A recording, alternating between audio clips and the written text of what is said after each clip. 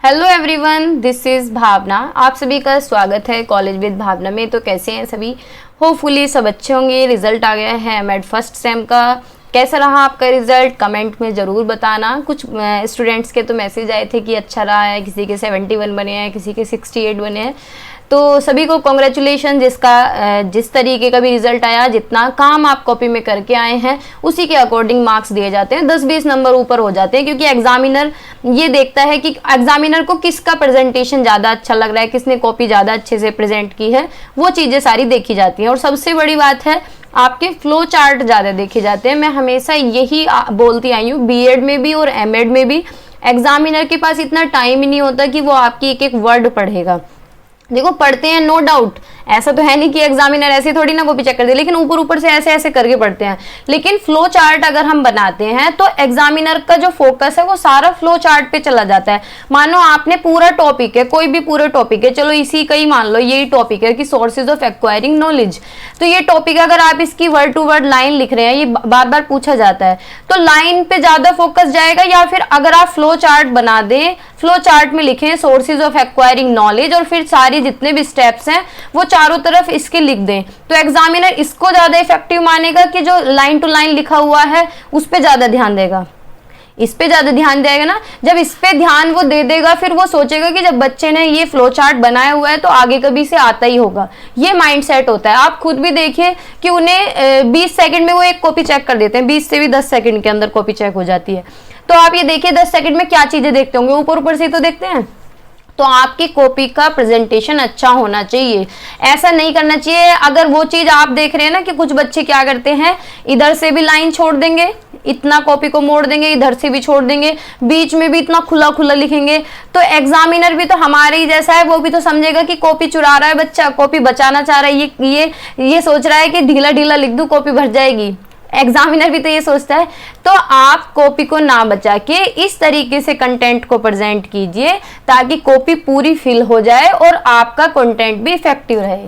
ठीक है, तो इसके बारे में मैं अलग से एक वीडियो बनाऊंगी कंप्लीट कि किस तरीके से कॉपी में कैसे लिखना है और कैसे लिखना चाहिए। देखो, मैं इतनी जब से मैं करती आ रही हूँ, जो मैंने अपनी ग्रेजुएशन पोस्ट ग्रेजुएशन सभी में बहुत अच्छे मार्क्स मिले हैं। और बाकी बच्चे कहते हैं कि एग्जामिनर नंबर नहीं देते। नंबर वो तभी देते हैं जब कॉपी प्रेजेंटेशन अच्छे से होता है।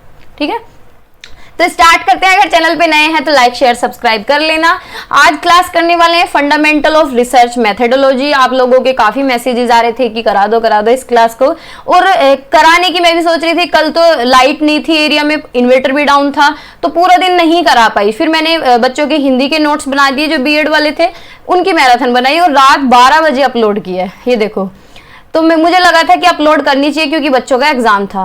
फिर आज जो है, आज वाईफाई बंद हो गया। सुबह से बारिश तो आ रही थी लेकिन वाईफाई भी बंद था, तो अब क्लास करा रही हूँ आपकी। आज भी इतना ही टाइम हो गया, तो स्टार्ट करते हैं। और जिन बच्चों को नोट्स लेने हैं, जो भी स्टूडेंट नोट्स लेना चाहते हैं, व्हाट्सएप पे मुझे मैसेज कर देना 790 690 1757। ठीक है, आप सभी सब्जेक्ट के नोट्स ले सकते हैं। 350 जो है नोट्स का प्राइस है। ठीक है, 88 में आपको एक सब्जेक्ट पड़ जाएगा। और हिंदी इंग्लिश मैंने अलग ही किया। और बाइलिंगुअल की पीडीएफ जो है वो मैं अब डालने लग रही हूँ, क्योंकि मैं आपको जब पढ़ाती हूँ तो बाइलिंगुअल रखना पड़ता है, क्योंकि हिंदी के भी बच्चे हैं और इंग्लिश वाले भी स्टूडेंट्स हैं।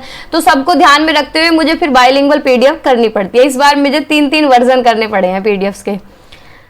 तो करते हैं शुरू। पहला जो टॉपिक है सोर्सेज ऑफ एक्वायरिंग नॉलेज। देखो, पूछा जाता है एग्जाम में बिल्कुल इस तरीके से ही पूछेगा कि सोर्सेज ऑफ एक्वायरिंग नॉलेज क्या है। ठीक है, पूरे पॉइंट लिख के देते हैं। देखो, एमएड में एक चीज का फायदा होता है कि पूरे आपको पॉइंट लिखे मिलेंगे। जो सिलेबस में है ना, ऐसी की ऐसी लाइन लिखी मिलती है। तो सोर्सेज ऑफ एक्वायरिंग नॉलेज यानी ज्ञान आप कहाँ से लेते हैं। तो भाई, घर से भी ज्ञान लेते हैं, मंदिर में जा रहे हैं तो वहां से भी ज्ञान लेते हैं, स्कूल में हम पढ़ के आए हैं तो वहां से भी हमने ज्ञान लिया है, टीचर से भी लेते हैं, पेरेंट्स से भी लेते हैं, अपने गार्जियन से भी लेते हैं। और अगर कहीं हम सोसाइटी में जा रहे हैं तो वहां से भी ज्ञान ले रहे हैं। कोई हम रिसर्च कर रहे हैं, कोई भी हम काम कर रहे हैं तो उससे भी हमें ज्ञान मिल रहा है।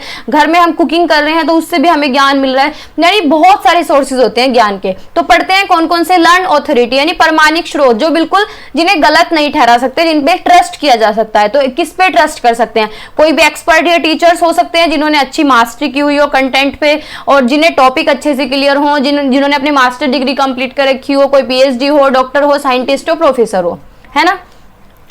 दूसरा क्या, पेरेंट्स और एल्डर्स। पेरेंट्स की बात पे भी हम ध्यान देते हैं ना, पेरेंट्स की बात बहुत बार सही होती है। 99% जो है पेरेंट्स हमारे भलाई के लिए बोलते हैं, ऐसा है ना, माना जाता है कि पेरेंट्स जो हैं वो बच्चों की भलाई के लिए बोलते हैं। तो यानी पेरेंट्स और एल्डर्स हैं तो उनकी बात पे भी हम ध्यान देते हैं, वो क्योंकि वो किस बेस पे बोलते हैं, उन्हें अपने जीवन का एक्सपीरियंस है। 50 साल के कोई इंसान है तो 25 साल के अगर बच्चे को समझा रहे हैं तो 25 साल आगे है ना वो, तो यानी 50 साल का कोई भी आदमी समझा रहा है तो वो किसी बेस पे तो समझा रहा होगा, यानी उसे एक्सपीरियंस हो रहा है, उसने दुनियादारी को देखा है। तो पेरेंट्स और एल्डर्स जो समझाते हैं तो वो भी चीजें सही होती हैं, ठीक है, ऑथराइज्ड होती हैं एक तरीके से।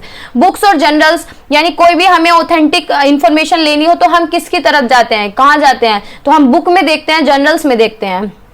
इंटरनेट और डिजिटल मीडिया, देखो ये इसमें बहुत सारी चीजें फेक भी होती है और बहुत सारी चीजें सही भी होती है। आपको बहुत सारी चीजें यूट्यूब पे फेक मिल जाएंगी, लेकिन जो एक्चुअल साइट्स हैं जैसे कि एनसाइक्लोपीडियाज, विकिपीडिया पे इंफॉर्मेशन बिल्कुल सही मिलती है, क्योंकि पूरी इंफॉर्मेशन आपको चाहे किसी चीज की हिस्ट्री निकालनी हो, इन डेप्थ जाना हो तो आप विकिपीडिया पे जा सकते हैं, एनसाइक्लोपीडिया। एजुकेशन की बहुत सारी वेबसाइट्स हैं जिन्हें आप रेफर कर सकते हैं, जैसे कि शोध गंगा बिल्कुल ऑथराइज्ड साइट है। रिसर्च पेपर के लिए आप शोध गंगा पे जा सकते हैं, ठीक है, शायद बारिश आ गई फिर से। शोध गंगा पे जा सकते हैं, और रिसर्च गेट एक साइट है उस पे जा सकते हैं। तो इस तरीके की साइट जो है ये ऑथराइज्ड है बिल्कुल। तो यानी पहला क्या हुआ, लैंड अथॉरिटी। सेकेंड है ट्रेडिशन, यानी परंपरा। अब हम अपने ट्रेडिशन से भी बहुत सारा ज्ञान लेते हैं, जैसे कि हमारे कल्चर प्रैक्टिसेस, हमारे घर में जो वेशभूषा है, जैसे कोई त्योहार हो तो उस पे किस तरीके के कपड़े पहने जाते हैं, शादियां हैं तो किस तरीके के कपड़े पहने जा रहे हैं, या फिर खाना जो है किस तरीके से खाना हम अपनी रसोई में बना रहे हैं, तो पारंपरिक तरीके से तो बनता रहे। अब जैसे घर में चूल्हे भी चल रहे हैं बहुत सारे लोगों के यहाँ पे, जिनके यहाँ चूल्हे चल रहे हैं तो ये चूल्हा जो है ये पारंपरिक तरीके ही है ना, लेकिन आजकल गैस आ गई, गैस ने रिप्लेस कर दिया चूल्हे को, लेकिन ये तरीका क्या है, पुराने टाइम से चला आ रहा है। अब नया तरीका क्या है, अगर ये ट्रेडिशन ना हो, अगर मॉडर्न तरीका हो तो मॉडर्न तरीका क्या है, इंडक्शन आ गया है ना। इंडक्शन पहले के जमाने में थोड़ी ना था, ठीक है। पहला क्या था, पहले के जमाने में क्या था कि आग जलाई और आग पे खाना बनाना, तो वो था पारंपरिक तरीका। और क्लोथिंग में क्या था, ट्रेडिशनल क्या है, ट्रेडिशनल ड्रेस कौन सी होती है, सूट है, साड़ी है, ये ट्रेडिशनल ड्रेस है। कम्युनिकेशन है, जो पहले की तरह बातचीत करे। फेस्टिवल जो त्योहार है ये हमारे ट्रेडिशनल तो है, ये हमारी कल्चरल प्रैक्टिसेस हैं, तो इनसे भी हम सीखते हैं। सोशल बिहेवियर यानी समाज से भी हम सीखते हैं, लेकिन समाज में जो हम सीख रहे हैं वो टाइम टू टाइम चेंज हो रहा है ना। कोई भी क्या है, स्टेबल नहीं है, कोई भी चीज फिक्स नहीं है। जैसे जमाना बदल रहा है, जैसे टाइम बदल रहा है, इसी तरीके से सोसाइटी बदल रही है, क्योंकि हर इंसान सोसाइटी का ही हिस्सा है ना, हम लोग भी सोसाइटी का ही पार्ट है। तो जैसे जैसे टाइम बढ़ रहा है हमारी भी थिंकिंग चेंज हो रही है। जब हर एक इंडिविजुअल चेंज हो रहा है तो यानी सोसाइटी भी चेंज हो रही है पूरी, तो यानी सोसाइटी के बिहेवियर से भी हम इंटरेक्शन करते हैं और बहुत सारी चीजें सीखते हैं। एजुकेशनल और इंस्टीट्यूशन ट्रेडिशन से भी सीखते हैं, स्कूल में रूल्स सीखते हैं। स्कूल में हमारे अंदर पंक्चुअलिटी आती है, जैसे कि हमारी बस आती थी 6:05 पे हमारी बस आया करती थी स्कूल में, तो यानी वो पंक्चुअलिटी सिखाती है कि हम इस टाइम पे स्कूल जाते थे। लेकिन अब तो 6 बजे उठना महाभारत हो जाता है, मुझसे नहीं उठा जाता, मैं क्या करूं। देखो मैं 2 बजे रात के सोती हूँ, 1 बजे सोती हूँ, तो मुझसे नहीं उठा जाता 6 बजे। डिसिप्लिन, ये डिसिप्लिन हमारे स्कूल से ही आता है, क्योंकि स्कूल वाले हमसे इतनी मेहनत कराते हैं, वो डिसिप्लिन ही आगे तक काम करता है। एग्जामिनेशन पैटर्न, स्कूल में हमें एग्जाम देने सिखाए जाते हैं, फिर आगे तक एग्जाम ही देते रहते हैं। फिर जब पढ़ाई वाले एग्जाम खत्म हो जाते हैं फिर जीवन के एग्जाम शुरू हो जाते हैं ना। चलो आगे फिर थर्ड है एक्सपीरियंस, अनुभव से भी बहुत सारी चीजें सीखी जाती हैं। जैसे कि आप लोग हैं, मतलब हम सब एक ही एज ग्रुप में आ जाते हैं, आप लोग भी, मैं भी, तो हम लोग जैसे जैसे आगे बढ़ रहे हैं अपने अनुभव से सीख रहे हैं, या फिर कोई किसी बुजुर्ग के पास बैठे हैं अगर, तो वहां से हमें बहुत सारी चीजें सीखने के लिए मिलती हैं। और अपने अनुभव से हम कैसे सीखते हैं कि ठोकरे खाते जाते हैं और सीखते जाते हैं, है ना। ट्रायल एंड एरर, यानी कोशिश कर रहे हैं और सीख रहे हैं, कोशिश कर रहे हैं सीख रहे हैं, फेल भी होंगे उसमें, पास भी होंगे, तो यानी ट्रायल एंड एरर से हम सीखते हैं। प्रॉब्लम सॉल्विंग, किसी समस्या में हम फंस गए हैं, उस समस्या का हम समाधान भी करेंगे अपने अनुभव के आधार पर। किसी समस्या में हम फंस जाते हैं तो उसका समाधान हम किस तरीके से करते हैं, कोई ऐसा थोड़ी है कि उसके लिए प्रॉपर स्टेप हमें फॉलो करने पड़ेंगे, नहीं, एक्सपीरियंस के बेस पे हम निकल जाते हैं उस समस्या से। ऑब्जर्वेशनल लर्निंग, यानी किसी चीज को ऑब्जर्व करके, इमिटेट करके, उससे भी हम नॉलेज लेते हैं, ठीक है। साइंटिफिक मेथड, वैज्ञानिक पद्धतियों से भी सीखते हैं, जैसे कि एम्पेरिसिज्म यानी अपने सेंसेस, अपनी आंखों से देख के हम बहुत सारी चीजें सीखते हैं, साइट, टच और स्मेल, टेस्ट, ये सारी चीजें यानी जितने भी हमारे सेंसरी परसेप्शंस हैं, सूंघना, बोल, वो टच करना, टेस्ट करना, स्मेल करना, ये सारी चीजें, साउंड परसीव करना। जैसे कि एग्जांपल इसमें ट्रेन वाला दिया गया है। हाँ, जैसे ट्रेन आती है तो हम रेलवे स्टेशन पे खड़े होते हैं, ट्रेन आने से पहले हमें ये आभास हो जाता है कि ट्रेन आने वाली है ना, होता है ना, क्योंकि एक तरीके से थोड़ी सी जो ध्वनि है उनकी उसकी पटड़ी में से निकलने लगती है और इस तरीके से एक इस तरीके से फील आती है कि ट्रेन आ रही है। हवा इस तरीके, हवा का जो रुख है वो इस तरीके का होता है कि लगता है हाँ ट्रेन आ रही है।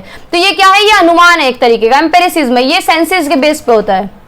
जैसे कि सेंसेस के बेस पे बहुत सारी हमारे घर में भी चीज होती है कि मुझे ऐसा लग रहा है कि आज ऐसा कुछ होने वाला है, ऐसा करते हैं ना अपने घर में कि मुझे लग रहा है कि आज बारिश आने वाली है मौसम को देख के, या आंधी आने वाली, बाहर बैठे हैं ऐसा लग रहा है जैसे आंधी आएगी। तो ये क्या है, सेंसेस पे हमारी बेस्ड है एक तरीके से, है ना, यानी हमें फील हो जाता है।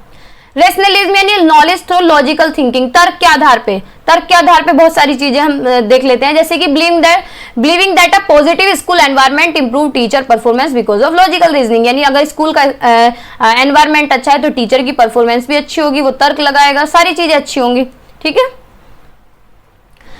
फिडेलिज्म यानी knowledge through faith and believe, बहुत बार हम भगवान में विश्वास करते हैं। हम अगर किसी दुविधा में फंस जाएं, कोई हमारे साथ ट्रेजेडी हो जाए, कोई दुख हो जाए, कोई भी समस्या हो, तो हम भगवान के सामने हाथ जोड़ते हैं कि भगवान जी प्लीज इसे ठीक कर दीजिए। तो यानी वो हमारा क्या है, वो भी एक तरीके से वहाँ नॉलेज ही है, हमारा फेथ है कि भगवान इस चीज को ठीक कर देंगे। तो यानी ये भी हमारा सोर्स है नॉलेज का, है ना। हम ज्ञान, हमारे अंदर जो मॉरलिटी आती है, हमारे अंदर जो वैल्यूज डेवलप होते हैं, किसी इंसान को पूजा पाठ में लगा दीजिए, अगर वो शास्त्र पढ़ने लगे तो ऑटोमेटिक उसके अंदर वैल्यूज आ जाएंगी। तो वो भी एक स्रोत है नॉलेज का, ज्ञान का। तो ओवरऑल कंक्लूजन क्या है कि ये सारे सोर्सेज हैं, ये सारे स्रोत हैं जहां से हमें किसी ना किसी तरीके से ज्ञान मिलता है, जैसे कि लर्न ऑथोरिटी है, ट्रेडिशन है, एक्सपीरियंस है, साइंटिफिक मेथड है, और हमारे सेंस ऑर्गन, सेंसेस से मिलता है, सेंस परसेप्शन से, एम्पेरिसिज्म से, तो सारे तरीके हैं, ट्रेडिशन है, इनसे हमें क्या है, ज्ञान मिलता है। नेक्स्ट टॉपिक पे चलते हैं, meaning, purpose and areas of educational research, यानी शैक्षिक अनुसंधान का क्या अर्थ होता है, उद्देश्य और क्षेत्र। यानी पहले तो रिसर्च क्या होता है, देखो रिसर्च होता है, सर्च होता है खोजना, सर्च यानी हम सर्च कर रहे हैं, गूगल पे सर्च कर रहे हैं, कोई भी विकिपीडिया निकल के आई है, कोई टॉपिक हमने सर्च करा, ठीक है। लेकिन रिसर्च होता है दोबारा से किसी चीज को सर्च करना। देखो मैंने रिसर्च की फुल फॉर्म भी यहाँ रखी है। ये एक चीज स्टार्टिंग में मैं बता दूं कि कुछ पॉइंट्स इसमें मैंने अलग से ऐड कर लिए हैं, तो ये मत सोचना कि हिंदी की पीडीएफ में नहीं है, इंग्लिश की पीडीएफ में नहीं है। जब मैं बाइलिंगुअल आपको पढ़ाती हूँ तो मुझे लगता है कि एक आधा पॉइंट और ऐड कर लेना चाहिए, तो मैं कर लेती हूँ। तो अगर आपको ऐसा लग रहा है कि इसमें पॉइंट्स ज्यादा हैं या आपने वो नहीं कराया, तो आप बाइलिंगुअल पीडीएफ पे ज्यादा ध्यान दिया करें। बाइलिंगुअल पीडीएफ को एक बार स्क्रॉल करके देख लिया करें कि कहीं कोई पॉइंट एक्स्ट्रा है तो उसको आप अपने नोट्स में ऐड कर लें, लिख लें, या फिर एक बार रीड कर लें, वो भी इनफ है।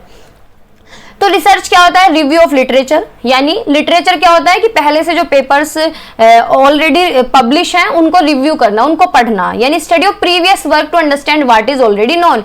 ई क्या होता है, एक्सप्लोर करना, समस्या को एक्सप्लोर करना, देखना कि किसके ऊपर हम रिसर्च करेंगे, अपने ऑब्जेक्टिव सेट करना, फिर उस पर एक्सपेरिमेंट या डेटा कलेक्ट करना, फिर उस डेटा को एनालाइज करना, जो चीजें हमने कलेक्ट की उसे देखना कि भाई सही है गलत, फिर रिजल्ट इंटरप्रेट करना यानी रिजल्ट दे देना, फिर उसके बाद कंक्लूजन निकालना, किसी निष्कर्ष पे जाना, फिर अपनी जो सिग्निफिकेंस निकल के आई उनको हाईलाइट करना, यानी show the research contribute to knowledge और सोल्व अ प्रॉब्लम, यानी एक तरीके से अपना योगदान देना कि समस्या को मैंने सोल्व कर दिया। तो रिसर्च क्या होता है, किसी समस्या का समाधान करना, जो चीज पहले से सर्च हो रखी है उसी पे दोबारा सर्च करना। और सर्च कैसे करेंगे कि टॉपिक सेलेक्ट करेंगे, फिर उस टॉपिक पे काम करेंगे, सारे प्रोसेस के थ्रू हम जाएंगे, एनालाइज करेंगे, फिर उसमें मेथड्स लगाएंगे, फिर उसके बाद किसी कंक्लूजन पे पहुंचेंगे। ठीक है।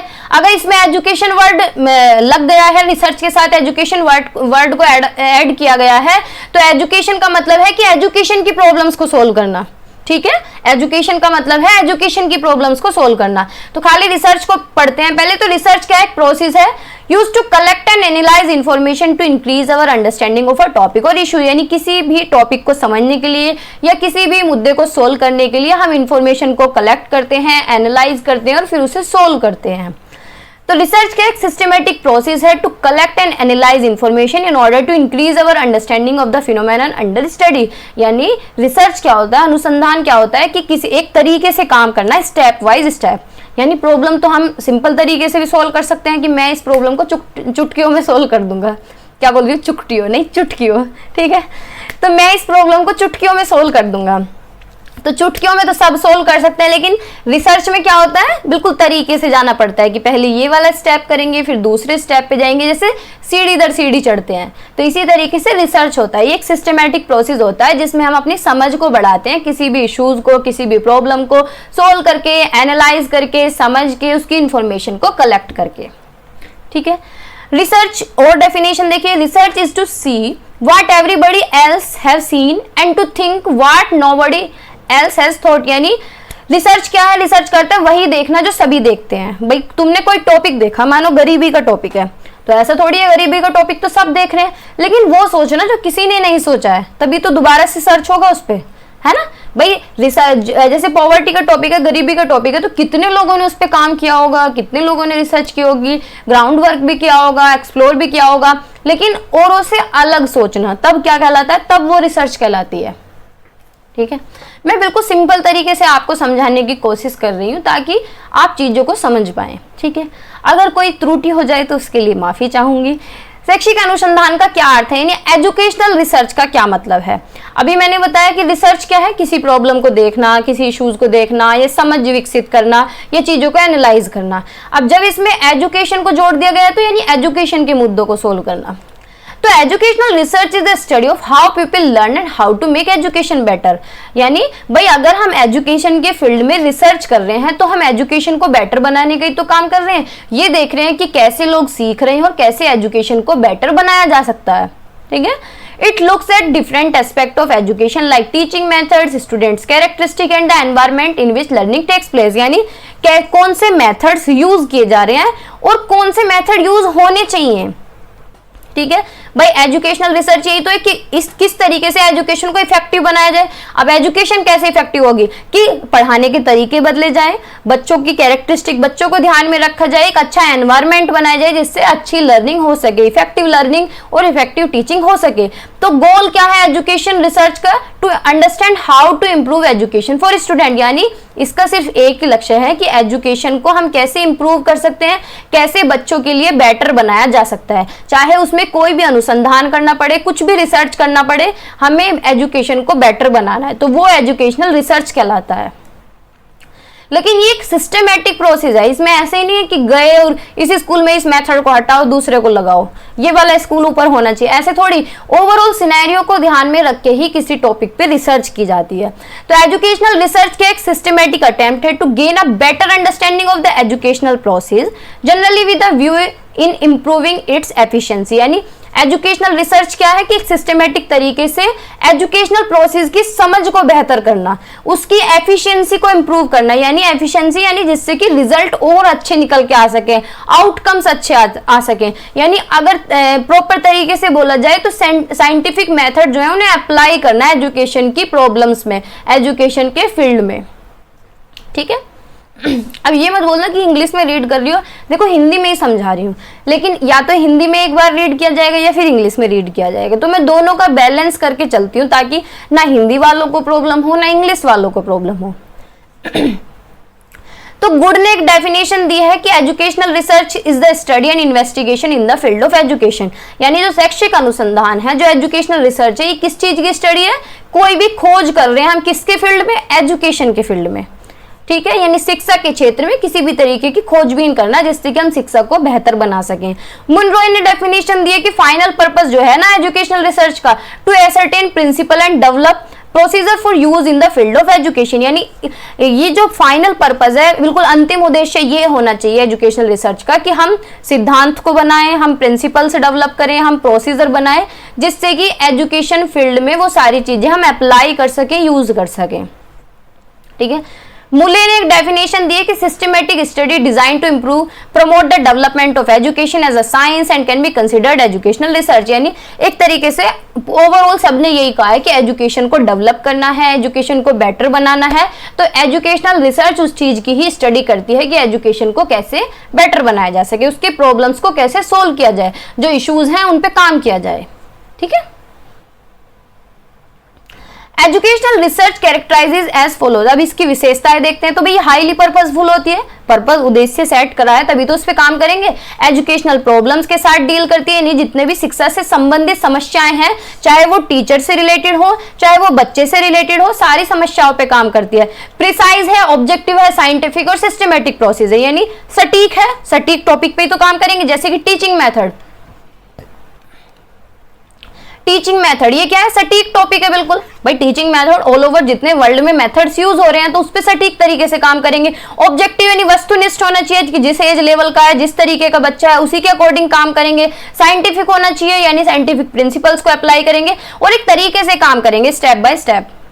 अटेम्प्ट टू ऑर्गेनाइज डेटा, इसमें आप जब रिसर्च करेंगे तो डेटा क्वांटिटेटिवली भी ऑर्गेनाइज करेंगे और क्वालिटेटिवली भी, यानी हम डेटा ऐसा भी करेंगे कि कितने बच्चे हैं, कितने स्कूल हैं वो भी, और इंटरव्यू के बेस पे या सिनेरियो को ऑब्जर्व करके उसके बेस पे भी हम डेटा कलेक्ट करेंगे। दो तरीके से डेटा कलेक्ट करते हैं, एक तो क्वालिटी के बेस पे, एक क्वांटिटी के बेस पे। जैसे कि हम किसी प्रोग्राम में जा रहे हैं तो यानी वहां के हम गुण और दोष देखें तो उसे तो हम ऑब्जर्व करके तो देख सकते हैं। एक होता है हम क्वांटिटी देखें, वहां देखें कि कितने लोग प्रेजेंट हैं, पहले वहां गिने, फिर उसके बाद वहां चीजें देखें कि कितने, यानी जो नंबरिंग में होती है वो क्या है, क्वांटिटी, और जो एक तरीके से भाव जो फील होती है वो होती है क्वालिटी। ठीक है। It discover new facts in new perspective, it generate new knowledge, यानी नई नई नॉलेज को जनरेट किया जाता है, नए नए टॉपिक्स पे पर्सपेक्टिव पे काम किया जाता है, नए नए फैक्ट्स को डिस्कवर किया जाता है। ये फिलोसॉफिकल थ्योरी पे भी बेस्ड है, क्योंकि फिलोसॉफिकल थ्योरी चाहे साइकोलॉजिकल थ्योरी हो चाहे फिलोसॉफिकल थ्योरी हो, वो सारी एजुकेशन फील्ड की हैं। It demand subjective interpretation and deductive reasoning in some case, इसमें बहुत बार डिडक्टिव रीजनिंग भी लगानी पड़ती है। डिडक्टिव रीजनिंग क्या होता है, जब हम पहले पूरा सिनेरियो पूरा रूल लगा के फिर एग्जाम्पल तक जाना। ठीक है, उदाहरण पे हम बाद में जा रहे हैं, पहले हम रूल लगा रहे हैं। It needs interdisciplinary approach for solving educational problem, यानी बहुत बार हमें किसी मुद्दे को सोल्व करने के लिए एक पक्ष को दूसरे पक्ष से जोड़ा जाता है, एक सब्जेक्ट को या एक डिसिप्लिन को दूसरे डिसिप्लिन के साथ जोड़ा जाता है, तो उसे हम इंटरडिसिप्लिनरी बोलते हैं। It demand subjective interpretation and deductive, अच्छा ये से रिपीट हो गया। It uses classroom, school, colleges, department of education as the laboratory for conducting research, यानी इसमें हम स्कूल भी कंसिडर कर सकते हैं, कॉलेज हो, इंस्टीट्यूशन हो, यूनिवर्सिटी हो, एजुकेशन का डिपार्टमेंट हो, ओवरऑल जितना भी एजुकेशन सिस्टम है उस सारे पे रिसर्च हम कर सकते हैं। अब रिसर्च के प्रोसेस क्या है, देखो जैसे एंटर करते हैं ना तो इस तरीके से कभी कभी हो जाता है, तो थोड़ा सा एडजस्ट कर लिया करें अगर कोई गलती हो जाए तो। देखो ये एंटर किया होगा, जैसे एंटर मैंने दबाया तो ये ऊपर चला गया, है ना। स्टेप्स ऑफ रिसर्च, तो रिसर्च के तरीके कौन कौन से हैं, क्या स्टेप है, क्या चरण है। तो पहला क्या है, identifying the gap in knowledge, यानी researcher on the base of experience and observation realize that some student in the class do not perform well in the examination, यानी एक तरीके से गैप देखना, कमियां देखना, अंतर देखना, ज्ञान के अंतर की पहचान करना।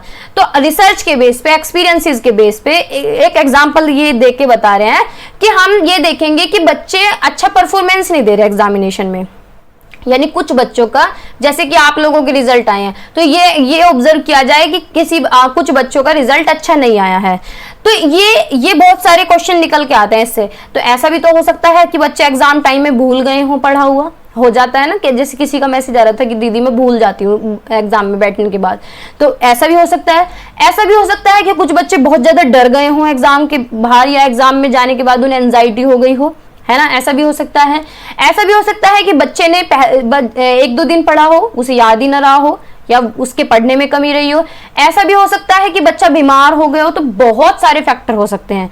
तो यानी एकेडमिक परफॉर्मेंस को हमें देखना है कि कहाँ गैप है, आइडेंटिफाई करेंगे पहले नॉलेज के अंदर गैप, फिर कारण देखेंगे कि कारण क्या है। तो एक्सपीरियंस के बेस पे, यानी अनुभव के आधार पे, अवलोकन के आधार पर और संबंधित साहित्य की समीक्षा के आधार पर जो रिसर्चर है, जो शोध करता है, वो ये समझता है कि भाई ज्यादा चिंता की वजह से या बिल्कुल भी चिंता न होना परीक्षा प्रदर्शन को प्रभावित करता है। कि एक तो बच्चे वो होते हैं बिल्कुल चिल मोड में रहते हैं कि हम नहीं पढ़ेंगे, जो होगा देखा जाएगा, है ना, एक रात पढ़ के जाएंगे, हो गया पेपर पास तो ठीक है, नहीं मतलब जो बिल्कुल ही फ्री रहते हैं, मेंटली फ्री, उन्हें बिल्कुल ही चिंता नहीं है।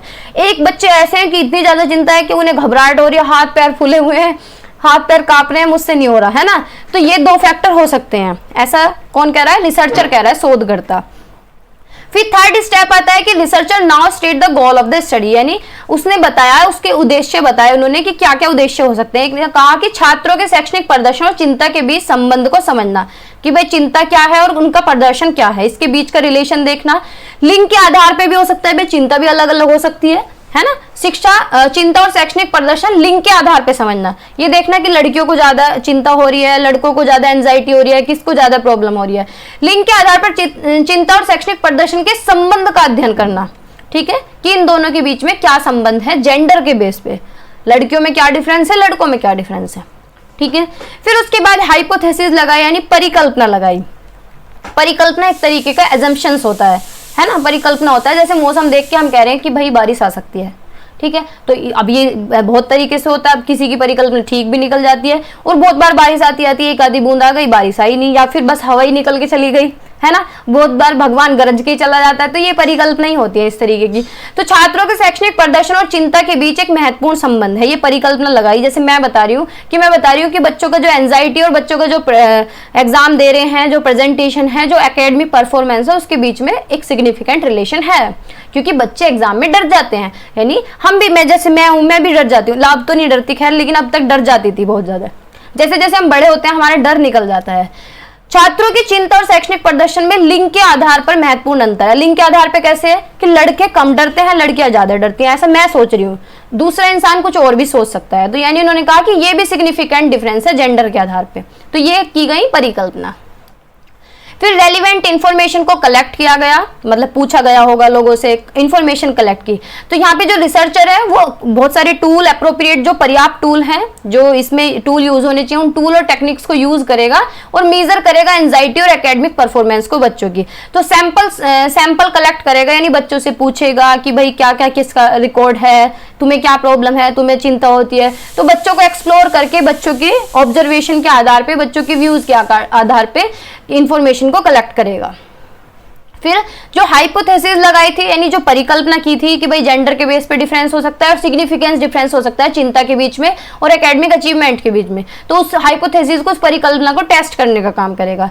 फिर अपनी फाइंडिंग्स को इंटरप्रेट कर देगा। ये इंटरप्रेट यानी निष्कर्षों की व्याख्या क्या करेगा कि यदि चिंता बहुत कम या बहुत अधिक है तो शैक्षणिक प्रदर्शन कम होगा। यानी अगर चिंता बहुत ज्यादा है, अगर बहुत ज्यादा डर गए तो पेपर बिगड़ जाएगा, और बहुत ज्यादा कम है यानी पढ़ाई नहीं है, कुछ भी फ्री है, बिल्कुल कूल, तो भी पेपर बिगड़ेगा। यदि चिंता मध्यम स्तर की है तो शैक्षणिक प्रदर्शन उच्च होगा। देखो ये नई बात निकल के आई है कि अगर बैलेंस है, चिंता होनी चाहिए, थोड़ी चिंता होनी चाहिए। जैसे आप लोग हैं, आप लोगों को चिंता हो रही है कि क्लास भी आप कह रहे हैं कि क्लास करा दो, है ना, नोट्स भी आप लेने, नोट्स मैंने पढ़ लिए हैं, मुझे कुछ समझ नहीं आ रहा है, मैं दोबारा पढ़ना चाहती हूँ, मैंने 2 बार 3 बार, यानी माध्यमिक स्तर की चिंता आपको हो रही है। आप ना तो बहुत ज्यादा घबराए हुए हैं और ना ही बिल्कुल चिल्ल बैठे हैं, तो यानी माध्यमिक स्तर की आपकी चिंता, तो आपका शैक्षणिक प्रदर्शन क्या है, ठीक है, उच्च होगा। तो ये निष्कर्ष निकल के आया। अब जो है पिछले शोधों के निष्कर्षों से तुलना करेंगे, जो पहले से रिसर्च हो रखी थी उनसे कंपैरिजन करेंगे, फिर अपनी थ्योरी को मॉडिफाई करेंगे। यानी चरण 7 और 8 के आधार पर शोधकर्ता यह अनुमान लगाता है कि सिर्फ चिंता ही शैक्षणिक प्रदर्शन को प्रभावित नहीं करता, बल्कि अन्य तीसरा कारक भी हो सकता है। ठीक है, देखो इन्होंने क्या कहा कि भाई तीसरा कारक भी हो सकता है। तो तीसरा क्या कारण हो सकता है, तीसरा क्या, छात्रों के अध्ययन की आदतें भी हो सकती है। कुछ बच्चे दिखावा ही कर रहे हैं बस पढ़ने का कुछ बच्चों ने पूरा पढ़ लिया, उन्हें कुछ आया ही नहीं है, या फिर आदत ही नहीं है पढ़ने की, पढ़ ही नहीं रहे हैं। तो उदाहरण के लिए जिन छात्रों की चिंता का स्तर बहुत कम है, उन्होंने पूरे वर्ष अध्ययन को नजरअंदाज किया है और उनका प्रदर्शन खराब हुआ है। ठीक है, तो इन सिद्धांतों में संशोधन हुआ। तो निष्कर्ष क्या निकला कि शैक्षिक अनुसंधान क्या है, एक वैज्ञानिक प्रोसेस है, ये एक साइंटिफिक प्रोसेस है, जिसका उद्देश्य क्या है, शैक्षिक समस्याओं को समझना, जो एजुकेशनल प्रोसेस है उनको समझना और उनका समाधान निकालना। ये छात्रों, शिक्षकों, शिक्षण पद्धति और शिक्षा प्रणाली से संबंधित विभिन्न पहलुओं का विश्लेषण करता है। जितने भी प्रोसेस हैं, जितने भी मेथड्स हैं, जो एजुकेशनल प्रैक्टिसेस हैं, सबका विश्लेषण करता है, सबको एनालाइज करेगा। और जो रिसर्च है, इसके माध्यम से जो टीचर्स हैं और जो नीति निर्माता हैं वो बेहतर निर्णय ले सकते हैं, क्योंकि ओवरऑल सिनेरियो देख के उसी के बेस पे, उसी के आधार पे कोई भी डिसीजन लिया जाता है। अब नेक्स्ट है पर्पस ऑफ एजुकेशनल रिसर्च, यानी शैक्षिक अनुसंधान के उद्देश्य क्या है क्यों की जाती है एजुकेशनल रिसर्च, उसका उद्देश्य क्या है। तो यानी इम्प्रूव प्रैक्टिसेस, यानी जिससे कि अभ्यास में सुधार हो सके। तो शैक्षिक अनुसंधान शिक्षण और अधिगम के लिए प्रमाण आधारित विधियां प्रदान करता है, यानी मेथड्स अच्छे प्रोवाइड करता है रिसर्च के लिए, जिससे कि हमारी और ज्यादा हमारी जो रिसर्च है वो स्ट्रॉन्ग हो जाए और अच्छे से हम रिसर्च कर सकें। And learning allowing educator to make informed decision on how improve their practice, यानी जो अपना अभ्यास है, जो अपनी चीजें हैं, उन्हें कैसे हम इंप्रूव कर सकते हैं और कैसे बच्चों के रिजल्ट हम अच्छे लेके आ सकते हैं। तो यानी इंप्रूव प्रैक्टिस। दूसरा क्या, हमारी नॉलेज ऐड होती है। भाई जब हम रिसर्च करते हैं, जैसे आप लोग ही पढ़ रहे हैं, तो इससे क्या है, आपके ज्ञान का निर्माण हो रहा है ना, तो ज्ञान में वृद्धि हो रही है। तो जब हम रिसर्च करते हैं तो एडुकेटर को, जो टीचर होते हैं, उन्हें नई नई सूझबूझ समझ आते हैं, नए नए मुद्दे मिलते हैं। अब जैसे कि आप लोग किसी चीज पर रिसर्च कर रहे हैं, अब जैसे पेरेंटिंग की बात कर लेते हैं, क्योंकि इसमें सब न्यूली वेड होंगे या किसी की शादी को 5 साल 10 साल हुए होंगे, जैसे बच्चे हो गए, तो आपको बच्चों का एक्सपीरियंस तो है नहीं, तो पेरेंटिंग क्या है, इससे आपकी नॉलेज ऐड हो रही है, आपको पता चलते जा रही है। तो इससे क्या है, आपको नई नई इंसाइट आ रही है, नए सूझबूझ मिल रहे हैं। तो इससे क्या है, perspective on a topic expanding the existing body of knowledge. जितना आपको पहले से पता था, जब आप खुद पेरेंटिंग करेंगे, भाई देखा तो आपने अपने घर में भी हैं, बहुत बच्चे हुए भी होंगे, बच्चे बड़े भी हो रहे हैं, तो आप उन्हें भी ऑब्जर्व करें। लेकिन जब आप खुद करेंगे तो आपकी नॉलेज एक्सपेंड होगी। जब आप खुद पेरेंट्स बन जाएंगे तो आपका ज्ञान क्या है, बढ़ जाएगा। ठीक है, इससे नई नई थ्योरीज आप डेवलप करेंगे, नए नए मॉडल बनाएंगे, है ना, और दूसरों को भी बताएंगे, तो यानी आपकी नॉलेज बढ़ेगी। एड्रेस गैप्स इन नॉलेज, जो आपके ज्ञान में गैप रह गए थे, जो आपकी नॉलेज में गैप रह गए थे, उन्हें क्या है, एड्रेस करने का काम करेंगे, उन्हें दूर करने का काम करेंगे। जैसे मैं खाने का एग्जांपल देती हूँ कि मम्मी को खाना बनाते हुए देख रहे हैं, तो खाना बनाना आ गया क्योंकि मम्मी को देख लिया, लेकिन जब आप उसे अप्लाई करेंगे, अपनी नॉलेज को अप्लाई करेंगे, तो जो आपके गैप्स हैं वो फिल हो जाएंगे। तो इसी तरीके से रिसर्च है, तो research can be used to identify areas where current knowledge is lacking, यानी अनुसंधान क्या है कि आपकी नॉलेज में कमी कहाँ है, कहाँ गैप्स रह रहे हैं, उन गैप्स को फिल करने का काम करते हैं। तो ensure all aspects of topics are well understood so that no information is missing. ठीक है, मतलब सारे गैप्स फिल हो जाने चाहिए, आपको पूरी भरपूर नॉलेज होनी चाहिए, किसी भी तरीके की कोई इंफॉर्मेशन मिस नहीं होनी चाहिए। एक्सपेंड नॉलेज, अब नॉलेज तो बढ़ेगी, यानी building upon previous studies. Research can help to refine, यानी रिसर्च क्या है, आपकी नॉलेज को रिफाइन करने का भी काम करेगी, एक्सपेंड करने का भी क्या काम करेगी। And develop existing theories and models leading to new discoveries and breakthrough in the field of education. नई नई थ्योरीज आप लेके आएंगे, नई नई डिस्कवरी करेंगे और जो एजुकेशन की प्रॉब्लम्स हैं उनको सॉल्व करेंगे। रेप्लिकेट नॉलेज, यानी repeating previous studies can confirm or refute previous findings, establishing reliability so that the validity of research and identifying any source of error or bias. यानी knowledge को replicate करेंगे, यानी कि ज्ञान को पुनः स्थापित करना। तो पिछले अध्ययन जितने भी प्रीवियस स्टडीज करी हैं उनको दोहराने से शोध निष्कर्ष और विश्वसनीयता और वैधता की पुष्टि की जाती है कि भाई जो हमने रिसर्च की है, क्या ये विश्वसनीय है, क्या ये सही है, एप्लीकेबल है, वैध है, जिस चीज पे हम रिसर्च कर रहे हैं, यानी एजुकेशन से रिलेटेड तो है ना टॉपिक, यानी वैध है, जिस चीज पे हम काम करने जा रहे हैं वो वैलिड है, यदि किसी भी त्रुटि या पूर्वग्रह की पहचान करने में सहायक होता है तो। ठीक है, add voices of individuals to knowledge, इसमें हम लोगों के जो व्यूज हैं उन्हें भी ऐड करेंगे, जैसे कि यानी व्यक्तियों के विचारों को ज्ञान में शामिल करना। ऐसे अनुसंधान जो व्यक्ति के दृष्टिकोण और अनुभव को समझने पर केंद्रित होते हैं, विशेष रूप से कौन से, मार्जिनलाइज्ड ग्रुप जो होता है, पिछड़ा वर्ग जो होता है, बैकवर्ड जो होते हैं, बैकवर्ड जो लोग होते हैं उनको भी शामिल करना है। अगर हम देखो रिसर्च हम करते हैं, जो लोग रिच हैं वो तो रिच हैं ही, उनका तो सारी चीजें ठीक चल रही हैं। कमी कहाँ मिलती है, कमी मिलती है ग्राउंड लेवल पे, जब हम निचले स्तर पे जाते हैं। निचला स्तर कौन सा है, जो हाशिया पे है समूह, जो मार्जिनलाइज्ड कम्युनिटी है, जो बैकवर्ड क्लासेज हैं, झुग्गी झोपड़ियां हैं। रिसर्च एक्चुअल में होती ही उन पे है, क्योंकि जो लोग रिच हैं उन पे क्या रिसर्च करनी है, उनको तो सारे रिसोर्सेज मिले हुए हैं वहां, तो अगर नहीं भी है तो पैसा फेंको तमाशा देखो, है ना।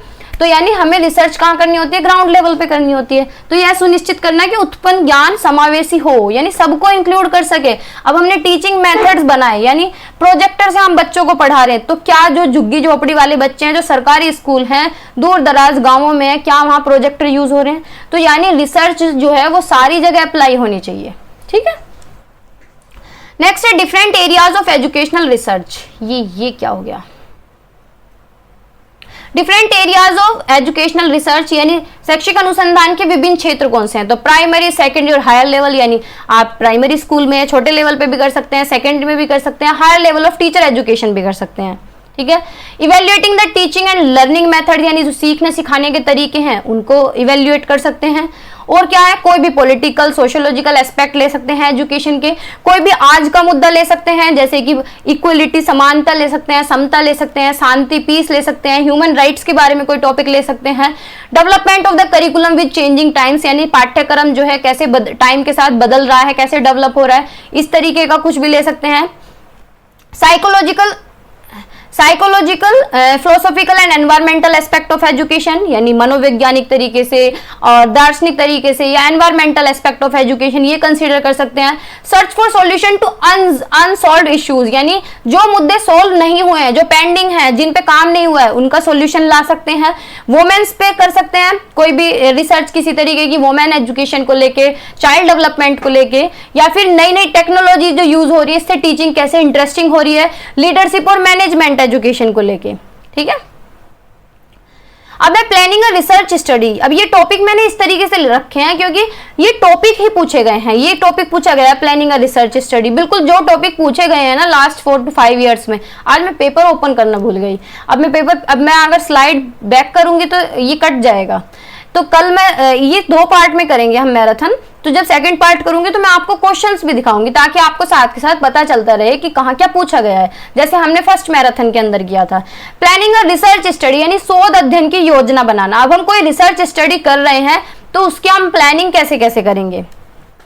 तो प्लानिंग क्या करेंगे, आइडेंटिफाई द रिसर्च टॉपिक। भाई हमें किस टॉपिक पे रिसर्च करनी है पहले तो वो पहचानेंगे कि क्या हमें टॉपिक लेना है, कहाँ हमारा इंटरेस्ट है, रेलिवेंट होना चाहिए, मिला जुला होना चाहिए, स्पेसिफिक होना चाहिए, रिसर्च करने योग्य होना चाहिए।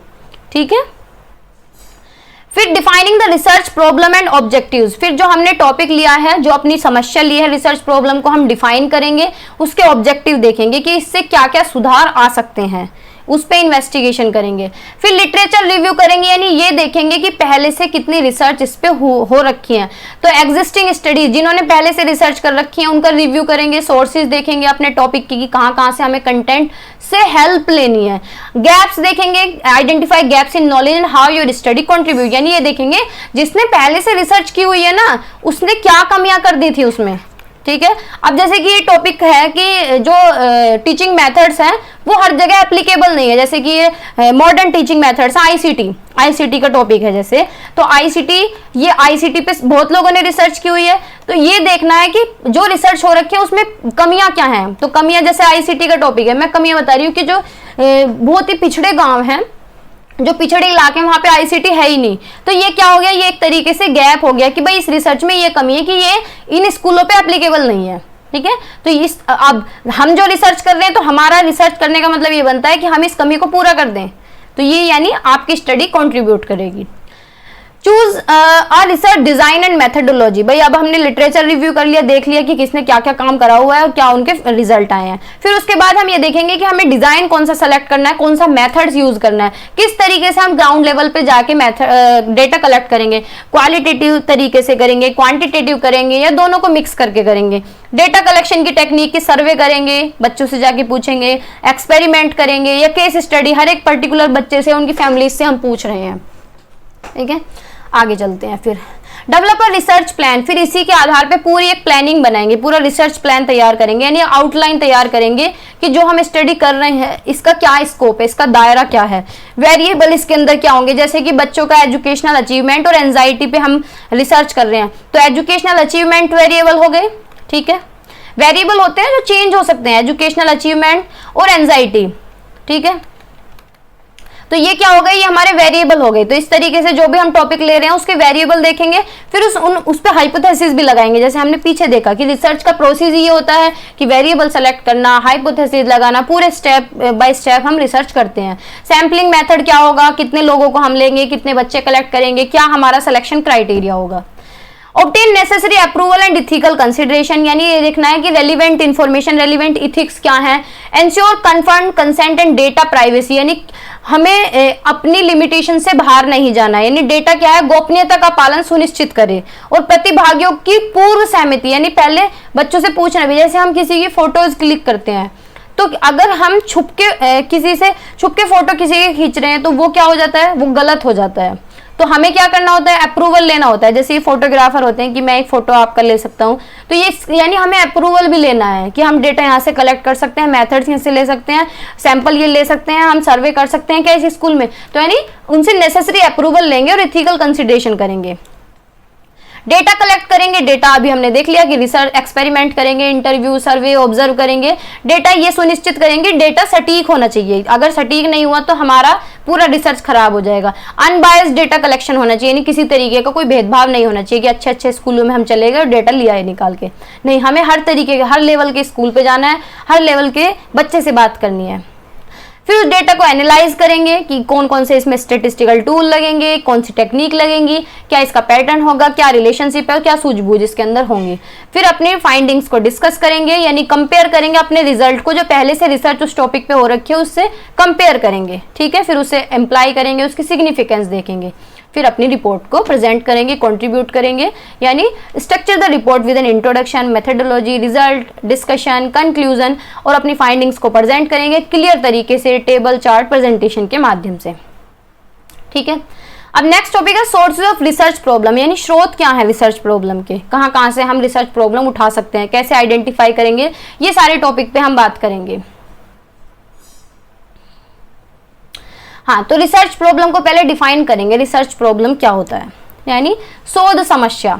तो रिसर्च प्रॉब्लम क्या है, defined as an area of concern, a gap in the existing knowledge, यानी कोई भी समस्या, रिसर्च की समस्या, कोई भी शोध समस्या जो पहले से एक तरीके से रिसर्च हो रही हो जिसमें गैप हो रहा हो जिस नॉलेज में, यानी area of concern, gap in the existing knowledge or deviation in the norm of standard that point to be need for further understanding and investigation, यानी हम जिस पे काम कर रहे हैं वही तो हमारी रिसर्च प्रॉब्लम है। जिस टॉपिक को हम ले रहे हैं उस टॉपिक को हम क्यों ले रहे हैं, क्योंकि वो एक तरीके से समस्या थी, उस समस्या को हम सोल्व कर रहे हैं, जो उसमें गैप थे उस गैप को हम फिल कर रहे हैं, उसी एरिया पे हम काम कर रहे हैं, ठीक है। लेकिन करेंगे कैसे, एक स्टैंडर्ड तरीके से।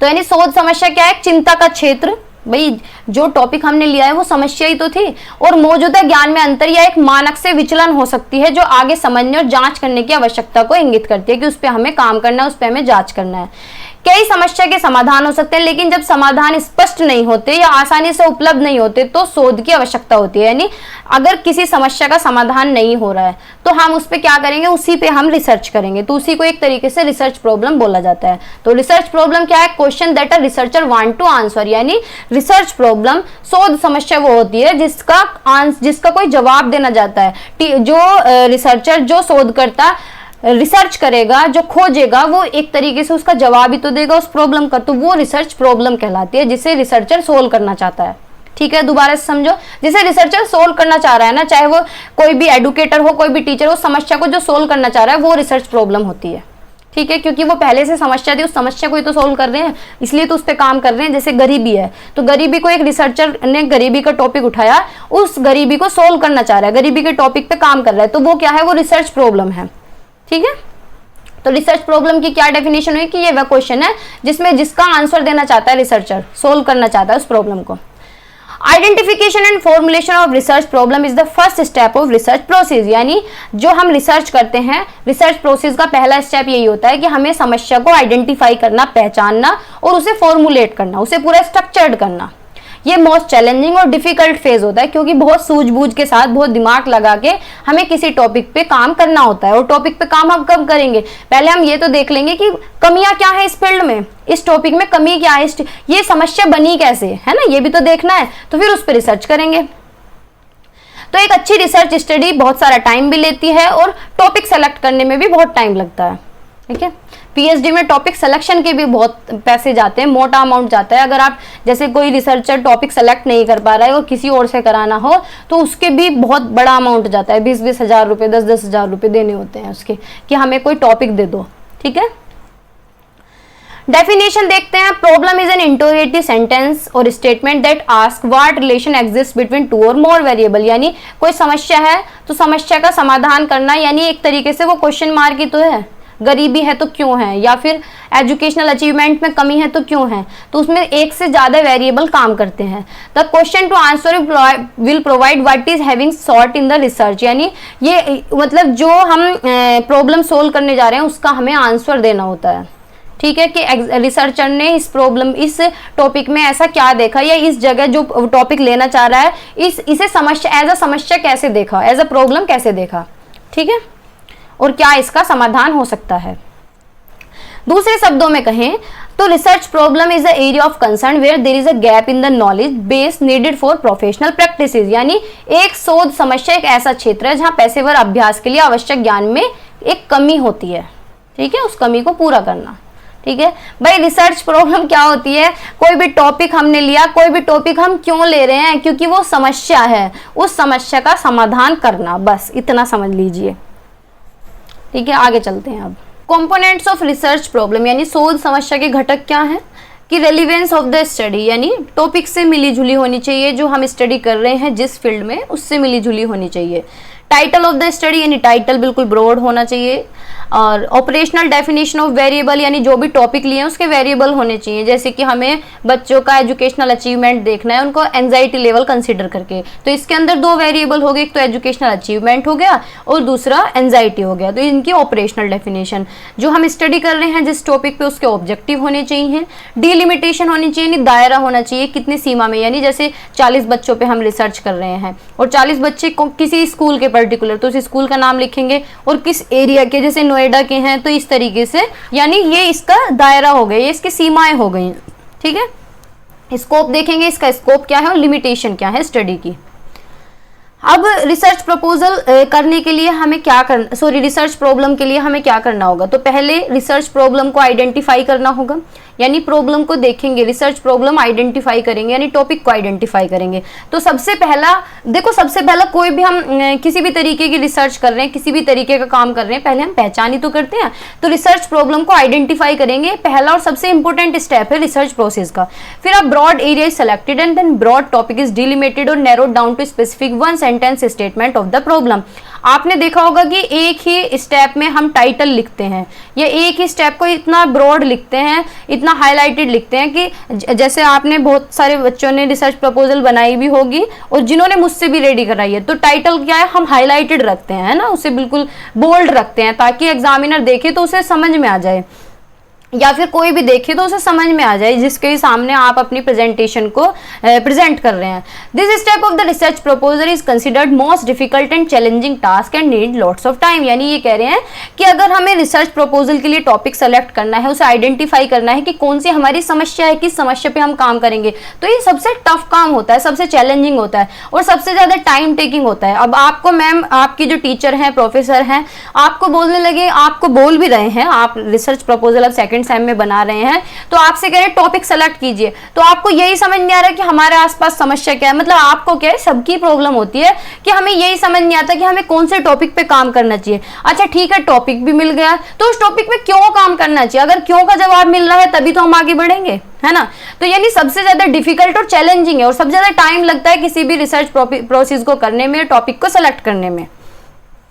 तो steps in the identification of problem, यानी किसी प्रॉब्लम को हम आइडेंटिफाई कर रहे हैं तो कौन से चरण होंगे, पहले एरिया देखेंगे, कौन सा एरिया हमें सेलेक्ट करना है, फिर ये देखेंगे कि डिलिमिटेशन क्या है प्रॉब्लम की, कितना दायरा हमें रखना है, कितनी सीमाएं उसकी होनी चाहिए। जैसे मैंने अभी बताया कि 40 बच्चे हैं, या फिर नोएडा के स्कूलों की हम रिसर्च कर रहे हैं, या बागपत के स्कूलों की कर रहे हैं, बड़ौद कर रहे हैं, सहारनपुर, शामली, बुलंदशहर के स्कूल के कर रहे हैं, या कोई भी मुद्दा अगर हमने उठाया तो वो क्या उसका दायरा है, कितने बच्चे उसके अंदर आ रहे हैं, कितने स्कूल उसके अंदर आ रहे हैं, कौन सा एरिया आ रहा है, तो उस एरिया से बाहर हमें नहीं जाना है। मानो हमने शामली या सहारनपुर, मान लो सहारनपुर के हमने एरिया लिया, तो सहारनपुर के सारे स्कूल इसके अंदर आ गए, लेकिन हम सहारनपुर से बाहर नहीं जाएंगे, ना तो हम इसमें शामली के लेंगे, ना बड़ौद, ना बागपत, और कोई कंसिडर नहीं करेंगे, यानी इसका दायरा, इसकी लिमिटेशन हो गई, डिलिमिटेशन हो गई, ठीक है।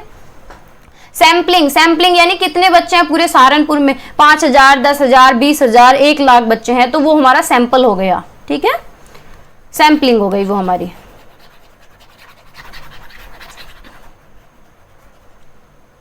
चलो आगे चलते हैं।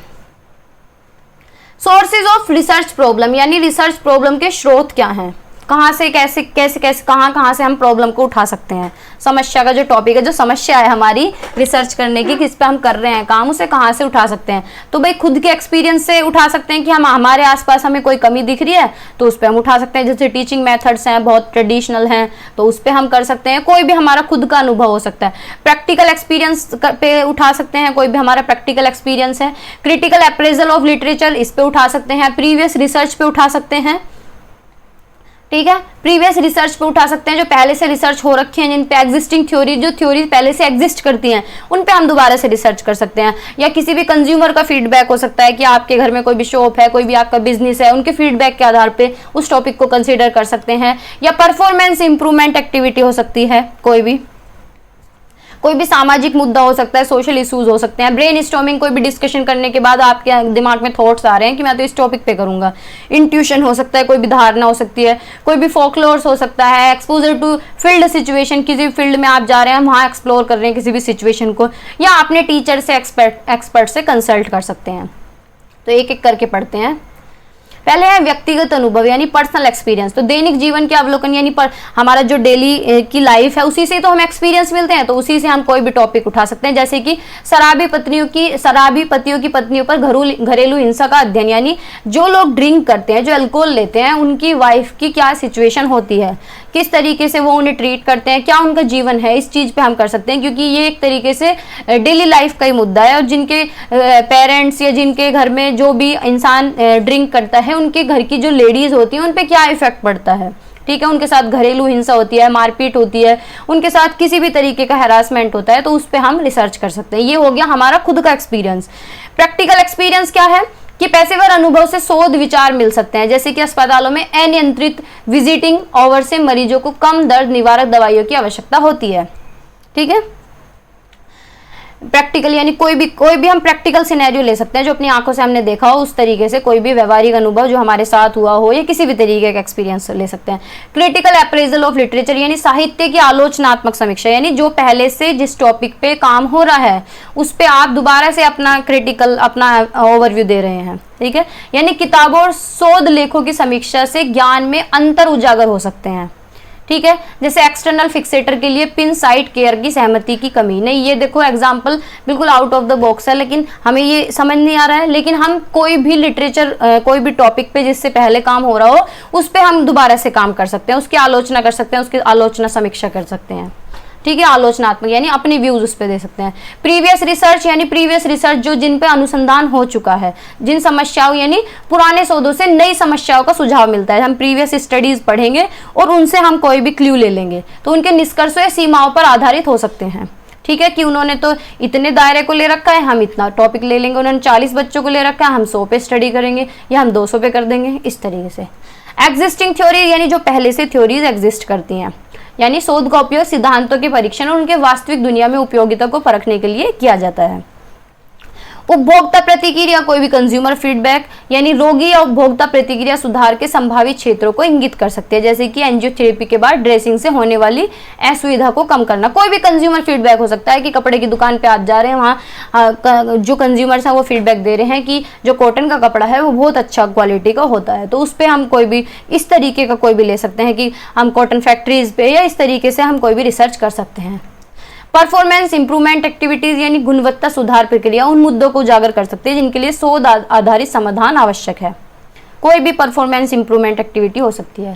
सोशल मुद्दे, सामाजिक मुद्दे यानी कोई भी HIV एड्स, घरेलू हिंसा, लिंग समानता जैसे सामाजिक मुद्दे शोध के लिए प्रासंगिक विषय हो सकते हैं। वुमेन एम्पावरमेंट या लड़कियों पे जो हैरासमेंट होता है, वायलेंस होता है, ये इस चीज पे हम काम कर सकते हैं। ब्रेन स्टॉर्मिंग यानी विचार मंथन, कोई भी हमें दिमाग से आ रहा है, कोई भी टॉपिक आ रहा है या समूह चर्चा में कोई टॉपिक आ रहा है, तो उस पर हम शोध कर सकते हैं। अंतर्ज्ञान या अपने इंट्यूशन से, हमारे सहज ज्ञान से मूल्यवान शोध प्रश्न विकसित हो सकते हैं।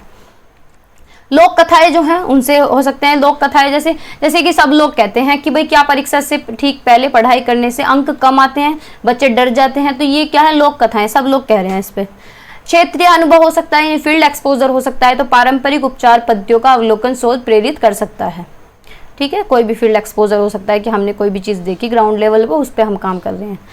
विशेषज्ञों से परामर्श कि अपने टीचर से, प्रोफेसर से, किसी से भी एक्सपर्ट से हम कंसल्ट कर रहे हैं कि कौन सा टॉपिक या कैसा टॉपिक हमें लेना चाहिए, जो उस फील्ड में पहले से काम कर चुके हैं। ऐसे टॉपिक इसी ऐसे लोगों से तो आप पूछेंगे, जैसे कि बीएड का कोई बच्चा आपसे पूछने लगे कि दीदी एमएड में कौन से सब्जेक्ट होते हैं, क्या होता है, तो आप क्या है, आप उनसे हाई लेवल हो गए तो आपसे वो कंसल्ट कर सकते हैं, आपने बीएड कर लिया है। Criteria for selecting a good research problem, यानी एक अच्छी समस्या को हम कैसे सेलेक्ट कर सकते हैं, क्या क्राइटेरिया होता है उसका। देखो इस तरीके से चार्ट बनाए जाते हैं, इसी तरीके से बनाने चाहिए। तो भाई प्रॉब्लम क्या होनी चाहिए, इंटरेस्टिंग होनी चाहिए, नई बिल्कुल यूनिक होनी चाहिए, इथिकल होनी चाहिए, उसके अंदर वैल्यू बेस्ड चीज़ें भी होनी चाहिए, रेलिवेंट हो यानी आपके फील्ड से, टॉपिक से रिलेट करती हो, फिजिबल होनी चाहिए, व्यवहारिक होनी चाहिए, प्रैक्टिकल होनी चाहिए।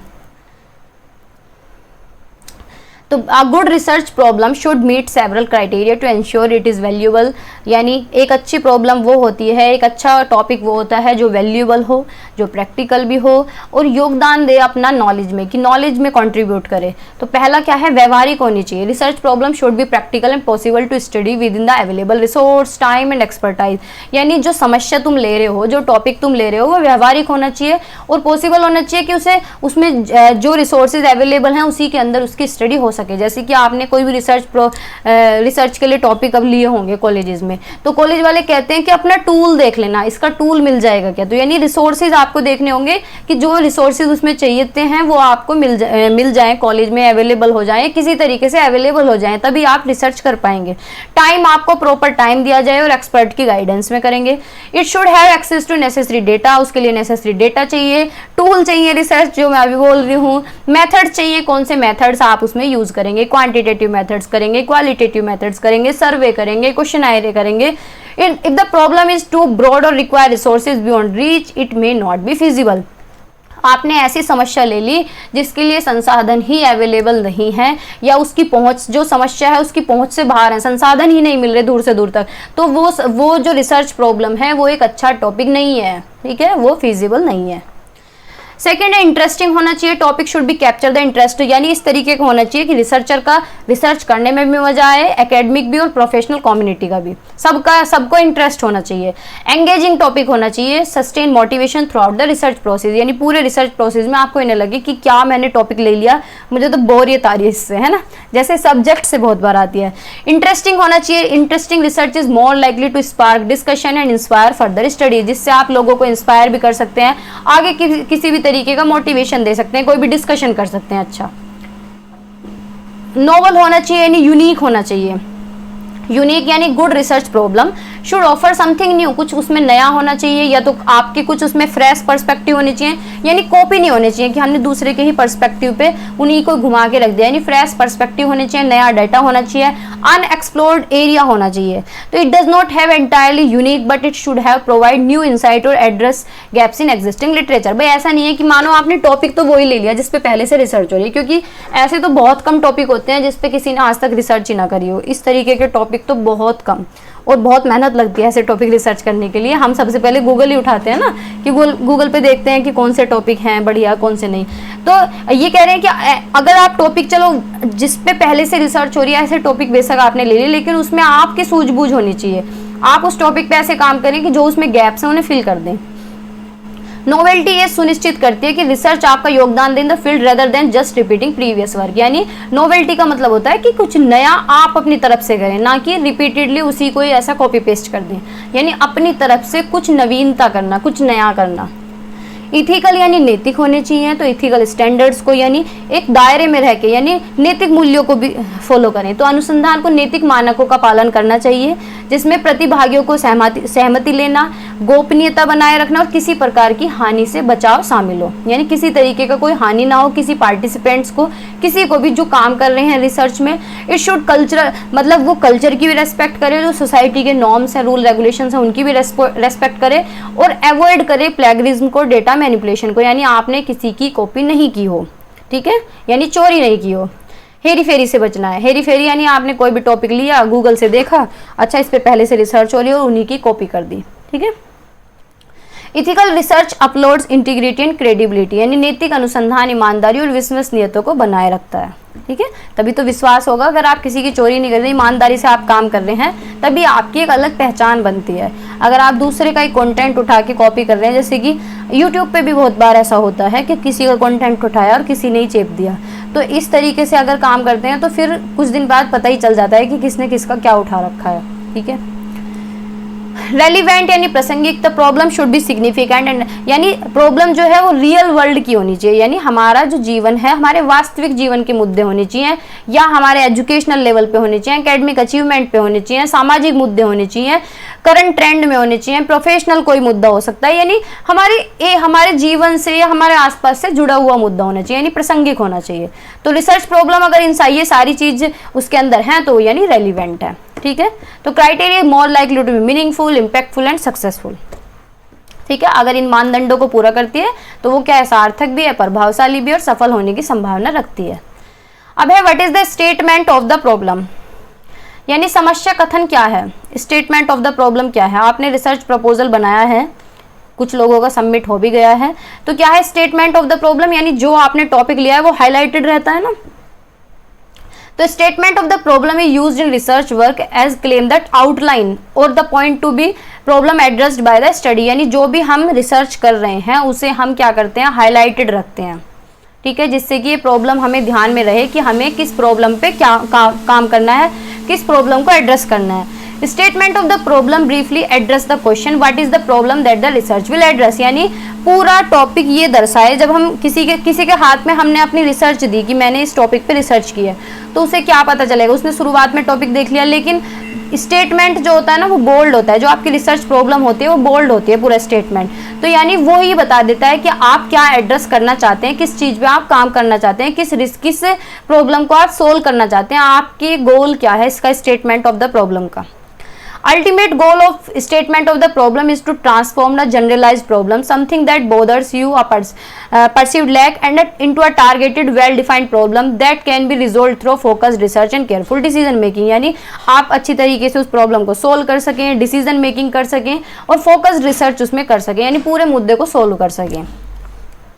Writing a statement of the problem should help you clearly identify the purpose of the research project you will purpose, यानी आपका उद्देश्य बताता है। जो आपके स्टेटमेंट ऑफ द प्रॉब्लम है उससे पता चल जाता है कि आपका उद्देश्य क्या है, आप क्या सोल्व करने जा रहे हैं, आपका रिसर्च प्रोजेक्ट का पर्पस क्या है। ठीक है, ये आइडेंटिफाई करना, उस पर्पस को पूरा करना। Often the statement of the problem will also serve as the basis for introductory section of your final purpose, that is research project। अगर एक रिसर्च प्रपोजल खुली होती है, आपने बनाई भी होंगी रिसर्च प्रपोजल, है ना, सिनॉप्सिस जिसे कह देते हैं रिसर्च प्रपोजल, तो उसमें स्टेटमेंट ऑफ द प्रॉब्लम आपने पढ़ा होगा। ठीक है, तो देखो समस्या कथन क्या होता है, एक बार मैं आपको विद प्रूफ दिखा देती हूँ। मतलब देखो ये एक रिसर्च है, रिसर्च टॉपिक है study of educational aspiration and academic achievement of secondary students, यानी ये कोई टॉपिक है, ठीक है, किसी बच्चे का। तो इसमें हम देखते हैं स्टेटमेंट ऑफ द प्रॉब्लम। पहले तो एक बार बता दूं कि किस तरीके से देखो क्या होता है। ये हमने एकेडमिक अचीवमेंट की डेफिनेशन दे दी, जैसा कि उसमें लिखा हुआ था कि हम वेरिएबल की डेफिनेशन भी देंगे, यानी डिफाइन भी करेंगे हम वेरिएबल को। नीड ऑफ द स्टडी, यानी इसकी जरूरत क्या है। स्टेटमेंट ऑफ द प्रॉब्लम, देखो ये हाईलाइटेड होती है, देखो ये रहा, ये अलग से ही दिख जाता है, हाईलाइट रखते हैं, बाकी और चीज थोड़ी ना हाईलाइट है, अलग से बिल्कुल टॉपिक के ये नाम हमने हाईलाइट किए हैं, लेकिन यहाँ पे पूरी स्टेटमेंट, जो समस्या का पूरा स्टेटमेंट है उसको हमने हाईलाइट रखा है। तो यानी समस्या कथन क्या है, अनुसंधान कार्य में समस्या कथन का उपयोग है ऐसे दावे के रूप में किया जाता है कि जो समस्या को दर्शाता है, रेखांकित करता है कि भाई ये समस्या है और इस समस्या पे काम करना है, इसे सोल्व करना है। तो यानी अगर शॉर्ट में देखा जाए तो ये किस चीज को संबोधित करता है, किस चीज की तरफ इशारा करता है कि कौन सी समस्या है जिसे रिसर्च प्रोसेस जो है सोल्व करेगा। तो ये समस्या बिल्कुल हाईलाइटेड रहती है। तो इसका उद्देश्य क्या होता है समस्या कथन का, कि समस्या कथन प्रमुख उद्देश्य किसी सामान्यकृत समस्या, जैसे कोई असुविधा है, किसी चीज की कमी, जो गैप्स हैं, उसको एक लक्षित स्पष्ट रूप से परिभाषित समस्या में बदलना। ठीक है, यानी उसे सोल्व करना, डिफाइन करना उसे, जिसे केंद्रित अनुसंधान और सोच समझकर लिए गए निर्णयों के माध्यम से हल किया जा सके। यानी हम उसे सोल्व कैसे करेंगे, प्रॉपर डिसीजन लेके, प्रॉपर स्टेप्स के द्वारा उस समस्या को सोल्व करेंगे। तो समस्या कथन लिखने से अनुसंधान परियोजना के उद्देश्यों को स्पष्ट रूप से पहचानने में सहायता मिलती है कि ये हमारा उद्देश्य है। ठीक है, कि ये हमारी प्लानिंग है, इस पे हम काम करेंगे। तो अक्सर समस्या कथन अनुसंधान प्रस्ताव के प्रारंभिक खंड का आधार बनता है, जो पाठक का ध्यान तुरंत उस मुद्दे की ओर आकर्षित करता है। अगर इसे हम प्रिंट इसके निकलवाते हैं तो ये बिल्कुल अलग से दिखता है हाईलाइटेड, यानी हमें पता चल जाता है कि ये प्रॉब्लम है, ठीक है, ये प्रॉब्लम का स्टेटमेंट है, यानी इस मुद्दे पे हमें काम करना है, जिसे प्रस्तावित परियोजना संबोधित करेगी और परियोजना के सार को संक्षेप में प्रस्तुत करता है। ठीक है, तो समस्या कथन को लंबा और जटिल होने की आवश्यकता नहीं, एक पृष्ठ पर संक्षिप्त विवरण कर एक अच्छे समस्या कथन के लिए पर्याप्त होता है। ठीक है, अगर इसे डिटेल हम डाइजर्टेशन बनाएंगे तो पूरा डिटेल 1.5 पेज पे आ जाएगा। की characteristic of the statement of the problem, यानी जो स्टेटमेंट ऑफ प्रॉब्लम है उसकी विशेषता क्या है कि भाई जो कमियां रह गई उन कमियों को पूरा करना। ठीक है, it should be significant enough to contribute to the existing body of research, जो पहले से ही रिसर्च हो रहा है टॉपिक पे, उस पे काम करना, उसमें योगदान देना, उसमें कुछ यूनिक करना। हम किसी टॉपिक पे काम कर रहे हैं तो उसमें कुछ नया ही तो करेंगे। It lead to further research, आगे रिसर्च कर सके उसमें। Problem should render itself to investigation through collection of data, data collect करेंगे और उस पर खोज करेंगे, इन्वेस्टिगेशन करेंगे। डेटा जो है, जो टॉपिक है वो इंटरेस्टेड होना चाहिए रिसर्चर के लिए भी, बाकी चीजों के लिए भी, और स्किल्स उसमें सूट टू हिज और हर स्किल्स, टाइम और रिसोर्सेज, यानी जो भी हमने टॉपिक लिया है उसके सारे रिसोर्सेज अवेलेबल होने चाहिए, पर्टिकुलर टाइम होना चाहिए, क्या क्या चीजें उसमें यूज होनी है, सारा प्रॉपर एक फॉर्मेट होना चाहिए। The approach toward solving the problem should B ethical, ethical होनी चाहिए, यानी वो एक तरीके से बायसनेस से, मतलब किसी भी तरीके का उसमें कोई भी चीटिंग नहीं होनी चाहिए, कोई भी चोरी नहीं होनी चाहिए, कोई भी कॉपी नहीं होनी चाहिए, किसी के वैल्यूज को, किसी के कल्चर को वो आहत ना करे, इस तरीके का पूरा काम होना चाहिए, यानी इथिकल कंसिडरेशन रखे। अब significance of delimitation of a research problem, देखो ये शॉर्ट में या लॉन्ग में पूछा गया है टॉपिक, तो इस तरीके से मैंने रखे हैं, जो टॉपिक पूछे गए हैं उन्हें और डिटेल में किया हुआ है। तो significance of delimitation of process, gate खोल के चली गई मम्मी। शोध समस्या के सीमांकन का महत्व क्या है, यानी इसे डिलिमिटेशन क्यों कर देते हैं। कोई भी प्रॉब्लम है, कोई भी दायरा है, जो टॉपिक है हमारे रिसर्च का, उसका हम एक तरीके से सीमांकन क्यों करते हैं, तो इसका महत्व क्या है। सीमांकन यानी कि हमें इतने इस पे काम करना है, कि इतने कॉलेजेस हमें कंसीडर करने हैं, ये इतने स्कूल हमें लेने हैं, इतने स्कूल के हमें इतने बच्चे लेने हैं, ये हम उस पर क्या बोलते हैं, इतना हम टूल यूज करेंगे, इतना हम रिसोर्सेज पे यूज करेंगे, इतना टाइम हम यूज करेंगे, पूरी रिसर्च प्रॉब्लम को डिलिमिट कर देते हैं। तो डिलिमिटेशन ऑफ रिसर्च प्रॉब्लम का मतलब है process of narrowing down the scope and boundaries of research study, यानी एक बाउंड्री कवर कर लेना, एक दायरा उसका बना देना। ठीक है, एक बाउंड्री के अंदर जैसे काम होता है ना, कि ये रेखा तुम्हें लांघनी नहीं है। तो इसके अंदर वेरिएबल्स भी होते हैं, पॉपुलेशन भी होता है, टाइम फ्रेम भी होता है, ज्योग्राफिकल और ऑर्गेनाइजेशनल कंटेक्स्ट भी होता है, किस संदर्भ में तुम काम कर रहे हो, क्या तुम्हारी लोकेशन है, कितने टाइम के अंदर करोगे, कितनी पॉपुलेशन पे करोगे, क्या तुम्हारे वेरिएबल्स होने चाहिए। वेरिएबल्स को शायद चर बोलते हैं, है ना, कहीं लिखा तो होगा ही, हाँ चर बोलते हैं वेरिएबल्स को। ठीक है, तो ये इसके अंदर इंक्लूड होंगे। अब देखते हैं इसकी सिग्निफिकेंस देखते हैं। तो शोध समस्या के सीमांकन का महत्व क्या है। तो इससे क्या होता है, जब हम कोई दायरा सेट कर लेते हैं, जैसे आपका ही दायरा है कि आपको इसी एरिया में रहना है, तो एक तरीके से आपका दायरा सेट हो गया, तो आप उसी एरिया पे काम करेंगे। ठीक है, या आपको जॉब करने के लिए आपको ये बोला जाए कि आपको नोएडा के अंदर जॉब करनी है, या नोएडा के अंदर रिसर्च करनी है, रिसर्च की बात चल रही है तो रिसर्च पे ही हम फोकस करते हैं। तो यानी आपकी ये लिमिटेशन हो गई, यानी आपका ये फील्ड हो गया इतना कि आपको नोएडा पे फोकस रखना है। तो इससे फोकस और क्लैरिटी आती है, भाई फोकस बनेगा, आपका कहीं और ध्यान ही नहीं जाएगा, ना डिस्ट्रैक्शन होगा। तो डिलिमिटेशन ये हमारी ये हेल्प करती है कि provide a clear and focused research direction, यानी एक रास्ता, हमें हमारा रास्ता क्लियर हो गया। अब जैसे हम घर सोच के चलें कि आज हमें यहाँ जाना है, आज हमें नोएडा के स्कूल में जाना है, तो हम अपना रास्ता क्लियर करेंगे, फोन में मैप लगाएंगे और नोएडा पहुंच जाएंगे। और अगर हमें यही नहीं पता है कि हमें जाना कहाँ है, तो ना तो हमारा फोकस बनेगा, ना क्लैरिटी आएगी। तो यानी ये हमें क्या है, डायरेक्शन प्रोवाइड करता है bye defining the specific boundaries in boundaries के अंदर, इन चीजों के अंदर, यानी इस चीज से बाहर नहीं जाना है, इस सीमा से बाहर नहीं जाना है, ये पैरामीटर होने चाहिए स्टडी के। मम्मी गेट बंद। It ensures that the research objectives and questions are well defined and aligned with the available resources and constant, यानी यह सुनिश्चित करता है कि शोध के उद्देश्य और अच्छे प्रश्न अच्छी तरह से परिभाषित हों और उपलब्ध संसाधन और बाधाओं के अनुरूप हों, यानी जो भी चीज है, जो भी रिसोर्सेज हैं, वो उसी के अकॉर्डिंग होने चाहिए। ठीक है, टाइम फ्रेम में होनी चाहिए, सारी चीजें बिल्कुल उसी के अकॉर्डिंग होनी चाहिए।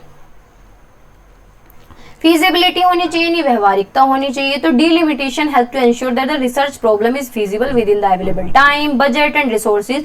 वही बात है कि इतने टाइम लिमिट में हो, ये रिसोर्सेज होने चाहिए और ये बजट होने चाहिए। तो वो क्या है, व्यवहारिक है। यानी अगर आप सारे क्राइटेरिया फुलफिल करते हैं तो यानी वो व्यवहारिक है, वो फीजिबल है। By setting realistic boundaries, researcher can design a study that is manageable and achievable within practical limitation। कि इतने टाइम लिमिट में तुम्हें पूरा करना है। जैसे अब तुम्हें कॉलेज के अंदर बोला जाएगा कि रिसर्च प्रपोजल इतनी डेट तक अपने सबमिट कर दो, तो यानी आपको टाइम लिमिट दे दी गई है ना। मैनेजेबल सैंपल साइज आपका मैनेज होना चाहिए कि हमें इतने सैंपल पे काम करना है, 1000 बच्चों पे काम करना है, 2000 पे काम करना है। तो सीमांकन अध्ययन के लिए उपयुक्त नमूना आकार निर्धारित करने में सहायता करता है अगर हमें लिमिटेशन मिल जाए। तो यह स्पष्ट करता है कि किस जनसंख्या या विशेष समूह को शामिल किया जाए, कौन सा समूह हमें लेना है, जिससे आवश्यक नमूना आकार का उचित अनुमान लगाया जा सके। ठीक है। प्रिसीजन और डेप्थ होना चाहिए, यानी सटीक होना चाहिए एक तो, और दूसरा गहराई से काम होना चाहिए। तो सीमांकन शोधकर्ताओं को अपने प्रयासों और संसाधनों को किसी विशेष आयाम या समस्या के पहलू पर केंद्रित करने की अनुमति देता है। सेकंड क्या है, इसे अध्ययन अधिक विस्तृत और गहन विश्लेषण करता है, यानी डीप स्टडी, डीप एनालिसिस हमें करना है, डिटेल में जाना है, जिससे शोध विषय की गहरी समझ विकसित हो सके, यानी हमें डीप नॉलेज हो सके, डीपर अंडरस्टैंडिंग हो सके टॉपिक की। जितना ज्यादा हम डीप में जाते हैं, जितना ज्यादा हम ग्राउंड लेवल पे वर्क करते हैं, जितना ज्यादा हम एक्सप्लोर करते हैं, इन डेप्थ हम एनालाइज करते हैं, उतनी ही ज्यादा हमारी नॉलेज बढ़ती है। अब आप लोग ही हैं, अब जैसे ये मैंने आपके शॉर्ट, ये तो एक तरीके से शॉर्ट नोट हो गए, लेकिन अगर एक एक टॉपिक की आप पूरे एक बुक पढ़ें तो क्या आपको डेप्थ नॉलेज होगी? बिल्कुल होगी ना भाई, क्योंकि जितना ज्यादा ग्राउंड लेवल पे जाएंगे, इन डेप्थ जितना जाएंगे, उतनी आपकी अंडरस्टैंडिंग डेवलप होगी। तो इसी तरीके से रिसर्च में होता है, अगर हमें किसी टॉपिक पे खोज करना है तो इतना ही डेप्थ में हमें जाना होगा, एनालिसिस करना होगा, एक्सप्लोर करना होगा। कंपेरेबिलिटी एंड जनरलाइजेबिलिटी यानी तुलनीयता और सामान्यकरण होना चाहिए। तो सीमांकन विभिन्न शोध अध्ययनों के निष्कर्षों की तुलनात्मक को बढ़ावा देता है कि पहले से जो हो रहा है, जो रिसर्च हो रही है टॉपिक पे, उसके साथ हम तुलना कर सकें, कंपेयर कर सकें। ठीक है। शोध समस्या की सीमा और संदर्भ को स्पष्ट रूप से परिभाषित करके शोधकर्ता यह सुनिश्चित कर सकते हैं कि उनके निष्कर्षों की तुलना की जा सके और समान संख्या पर परिवेश में लागू उन्हें किया जाए। यानी हम कंपैरिजन करेंगे और जितना दायरा दिया गया है उस पे हम उसे जनरलाइज करेंगे। इथिकल कंसिडरेशन यानी प्राइवेसी होनी चाहिए, किसी को कॉपी ना करें, किसी को आहत ना पहुंचाएं, अपनी बाउंड्रीज से बाहर ना जाएं, बाउंड्रीज हमारी बिल्कुल क्लियर होनी चाहिए, डिफाइन होनी चाहिए, और जितने भी नैतिक मूल्य हैं, जो इथिकल हमारे प्रिंसिपल हैं, उसे हम सुनिश्चित करें कि हम कोई भी गलत काम नहीं करेंगे। ठीक है। यानी शोधकर्ता क्या है, अध्ययन की सीमाओं को स्पष्ट रूप से परिभाषित कर सकते हैं ताकि पूरे शोध प्रक्रिया में नैतिक सिद्धांतों का पालन किया जा सके। रिसोर्स ऑप्टिमाइजेशन, जितने रिसोर्स हैं उन्हें हम एक तरीके से इंप्लीमेंट करेंगे, ऑप्टिमाइज करेंगे। तो delimitation allows for the efficient allocation of resources, जैसे कि समय जितना दिया गया है, मनी जितनी दी गई है, मैन पावर जितनी दी गई है, क्योंकि रिसर्च कोई एक इंसान नहीं कर सकता। अगर हमें प्रॉपर तरीके से रिसर्च करनी है, ये वाली रिसर्च नहीं जो एमएड में हो रही है, ये रिसर्च थोड़ी ना है तो बस डाइजर्टेशन बनवा ली या डाइजर्टेशन खुद बना ली। रिसर्च होती है एक्चुअल में जब हम पीएचडी करते हैं और प्रॉपर तरीके से हम काम करते हैं ग्राउंड लेवल पे, तो उसमें हमें समय सीमा भी दी जाती है, हमें पैसा भी मिलता है, मैन पावर भी मिलती है, गाइडर भी मिलते हैं, जिससे कि हम किसी टॉपिक पे काम कर सकें। ठीक है। रेलिवेंस और प्रैक्टिकेबिलिटी होनी चाहिए, यानी प्रासंगिकता और व्यवहारिकता होनी चाहिए। तो delimitation ensure that the research problem is relevant, यानी मिली जुली हो, और प्रैक्टिकल होनी चाहिए एड्रेसिंग द रिसर्च ऑब्जेक्टिव, जो आपके रिसर्च के ऑब्जेक्टिव हैं वो क्लियर होने चाहिए, यानी उन्हें सोल्व कर सकें। By narrowing the focus, researcher can ensure that the study will provide meaningful insight and contribution to the existing knowledge और practices in the specific area.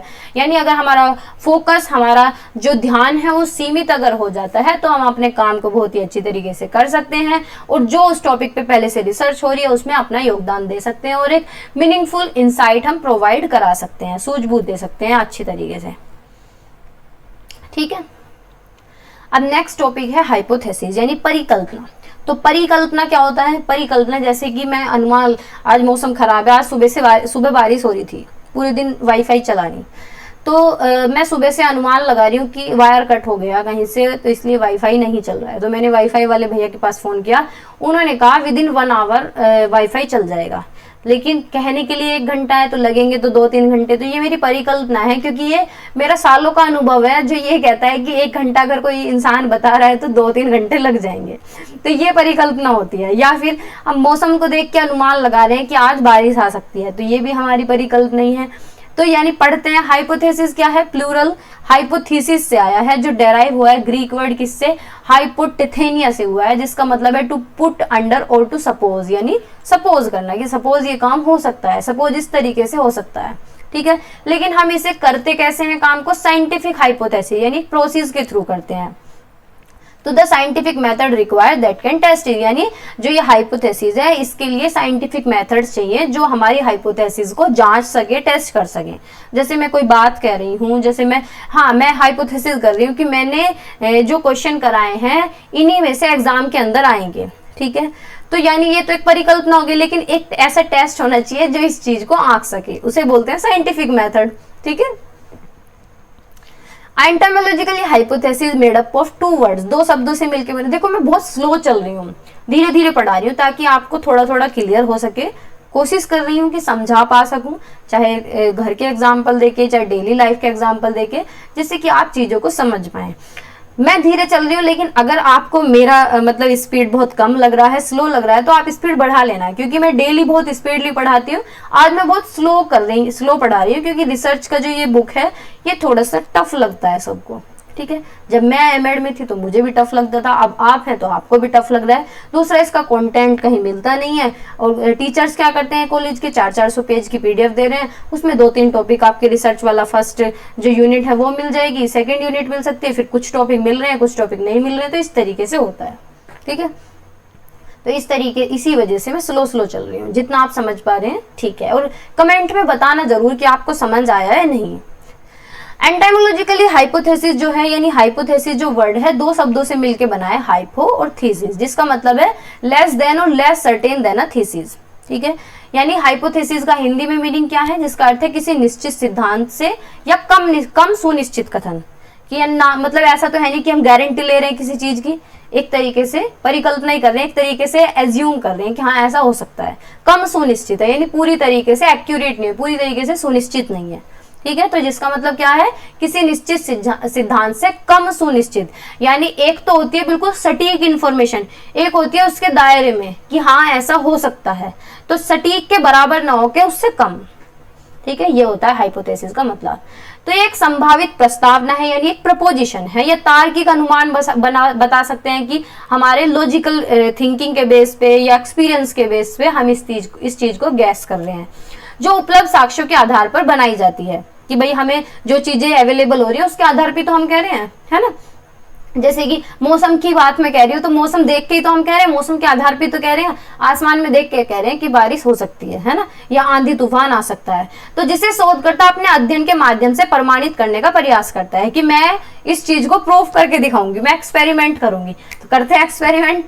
तो डेफिनेशन क्या है, हाइपोथेसिस क्या है, एक स्टेटमेंट है या एक प्रपोजिशन है जो कि प्रेडिक्ट करता है, अनुमान लगाता है रिलेशन बिटवीन द 2 और मोर वेरिएबल, यानी 1, 2 या 2 से ज्यादा चरों के बीच में रिलेशनशिप को एक तरीके से अनुमानित करता है, एक्सप्लेन करता है, प्रेडिक्ट करता है उनके रिलेशन को।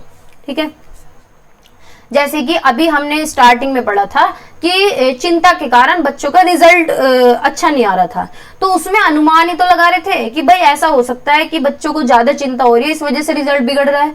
फिर दूसरा अनुमान लगाया गया कि बच्चे बिल्कुल चिंता नहीं कर रहे हैं, इसलिए रिजल्ट बिगड़ रहा है। फिर तीसरा अनुमान लगाया कि जो ये चिंता है ये जेंडर बेसिस भी हो सकती है, कि भाई लड़कियों को ज्यादा हो रही हो चिंता, लड़कों को कम हो रही है। तो यानी ये वेरिएबल ही तो हो गए सारे, ये वेरिएबल ही तो हो गए, बच्चों का जो अचीवमेंट है, बच्चों की जो एंजाइटी लेवल है। ठीक है, तो ये क्या हो गए, वेरिएबल हो गए। तो वेरिएबल 2 या 2 से ज्यादा हो, उनके बेस पे प्रिडिक्ट कर सकते हैं, एक्सप्लेन कर सकते हैं उनके रिलेशन को, तो वो कहलाता है हाइपोथेसिस। ठीक है, होपफुली ये समझ आया होगा आपको। तो it is derive from existing theories, ये कहाँ से डेराइव होता है, जो पहले से थ्योरीज हैं, पहले से जो चीजें हैं, पहले से जो ऑब्जर्व कर रखा है, या पहले से कोई रिसर्च हो रही है। भाई पहले से ही तो ये चीज हम सुनते आ रहे हैं कि बच्चे डर जाते थे इसलिए उनके नंबर अच्छे नहीं आते थे। फिर हम जब उसमें आए तो हमने ऐसा एक्सपीरियंस किया कि हाँ यार सच में एग्जाम लेके, मतलब अब तो खैर नहीं होता, लेकिन जैसे ग्रेजुएशन में आए थे, जैसे 12th के बोर्ड के एग्जाम हो रहे हैं तो हाथ ऐसे कांप रहे हैं, है ना। तो वो क्या है, हमने खुद ऑब्जर्व किया है। तो खुद ऑब्जर्व किया, खुद एक्सपीरियंस किया, उसी के बेस पे हम कह रहे हैं कि भाई चिंता होती है। तो ये किससे डेराइव होता है? जो पहले से थ्योरीज हैं, जो पहले से बातें हैं, पहले से ऑब्जर्व कर रखा है या कोई रिसर्च हो रखी है, उसी के आधार पे हम हाइपोथेसिस करते हैं। ये टेस्टेबल है यानी इसे हम टेस्ट कर सकते हैं। फाल्सिफिएबल यानी इसे झुठला भी सकते हैं, गलत भी तो हो सकती है। ऐसा थोड़ी है कि चिंता ना ही हो, कोई और ही चीज चल रही हो, क्या एग्जामिनर पेपर ही गलत सेट कर रहा है ना, तो ऐसा भी तो हो सकता है। तो यानी ये प्रपोजिशन क्या है? टेस्टेबल भी हो सकती है और फाल्सिफिएबल भी हो सकती है।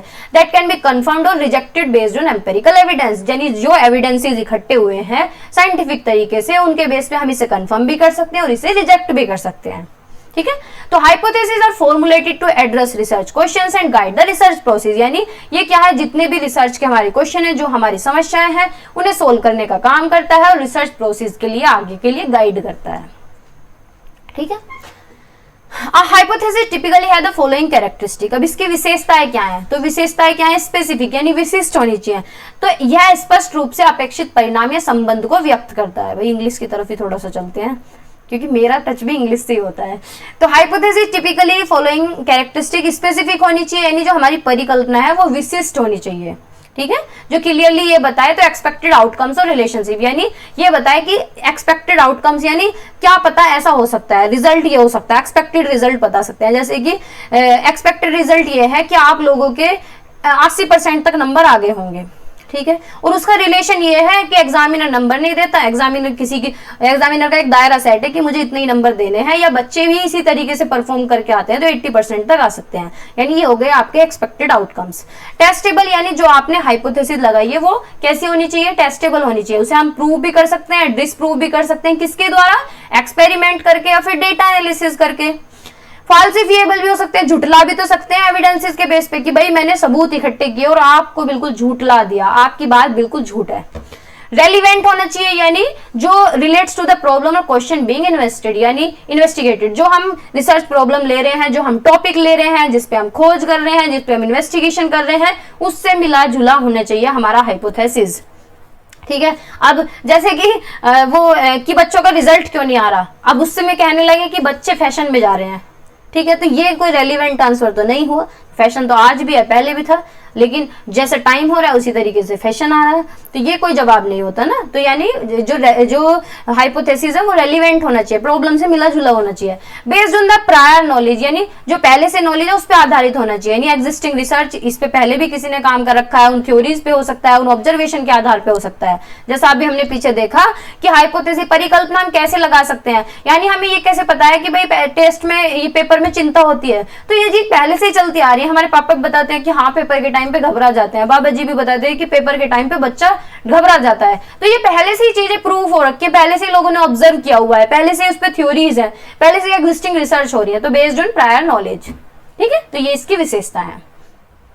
इंपोर्टेंस ऑफ हाइपोथेसिस यानी परिकल्पना का महत्व क्या है? तो ये रिसर्चर को गाइड करती है कि तुम्हें ये काम करना है। अब हाइपोथेसिस पहले बता दी कि भाई चिंता की वजह से हो सकता है, बच्चों के नंबर बेकार हो सकते हैं चिंता की वजह से, जेंडर भी हो सकता है, और बच्चे कम चिंता ले रहे हैं, ज्यादा चिंता कर रहे हैं, तो ये यानी गाइड कर रही है, यानी क्लियर डायरेक्शन दे रही है रिसर्च के लिए। Helping researcher focus on their efforts and resources are specific variable in relationship, यानी वेरिएबल्स पे फोकस कर सके, उनके रिलेशन देख सके, एफर्ट्स पे फोकस कर सके, एक डायरेक्शन प्रोवाइड कर दिया है। टेस्टेबल प्रेडिक्शन, जो प्रेडिक्ट किया गया है, जो हाइपोथेसिस लगाई गई है उसको टेस्ट कर सके। तो hypothesis provide testable predictions allowing researcher to collect data and analyze it to determine if the prediction are supported और रिफ्यूटेड, यानी डेटा कलेक्ट करे और ये देखे कि हाइपोथेसिस सही है गलत है। अगर सही है तो बहुत ठीक है, गलत है तो फिर कहीं और प्रेडिक्शन लगाएंगे, कुछ और लगाएंगे, वो वाला काम। तो स्ट्रक्चर ऑर्गेनाइजेशन यानी प्रॉपर इसका एक तरीका होना चाहिए, प्रॉपर संगठन होना चाहिए।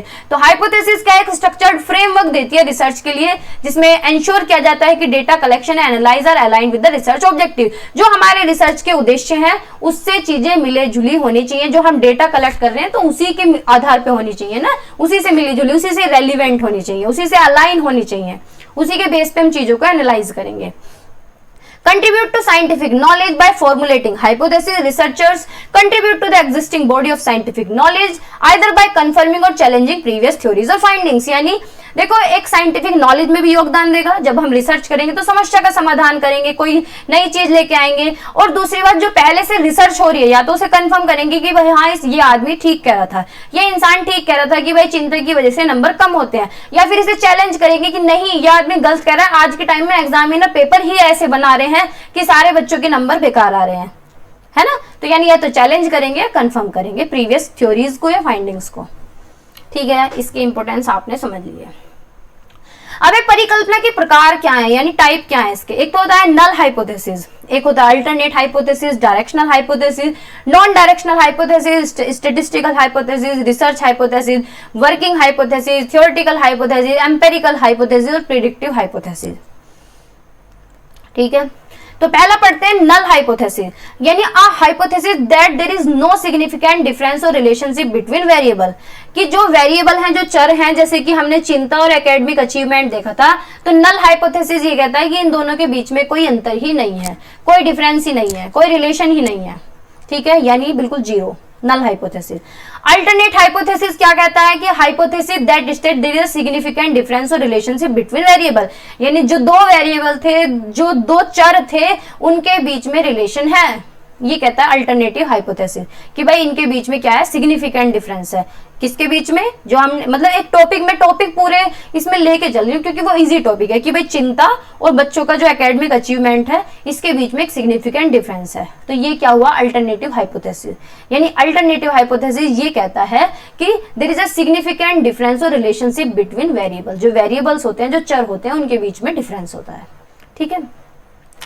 डायरेक्शनल हाइपोथेसिस क्या कहता है, तो hypothesis that predict the direction of the effect that is A is greater than B, यानी इफेक्ट दिखाता है कि किसका किस पे ज्यादा है, ए बड़ा है या बी बड़ा है। ठीक है, तो ये डायरेक्शन प्रोवाइड करता है, जैसे कि चिंता ज्यादा है या एकेडमिक अचीवमेंट ज्यादा आ रहा है, चिंता की वजह से हो रहा है ज्यादा दिक्कत या एकेडमिक अचीवमेंट की वजह से ज्यादा दिक्कत हो रही है।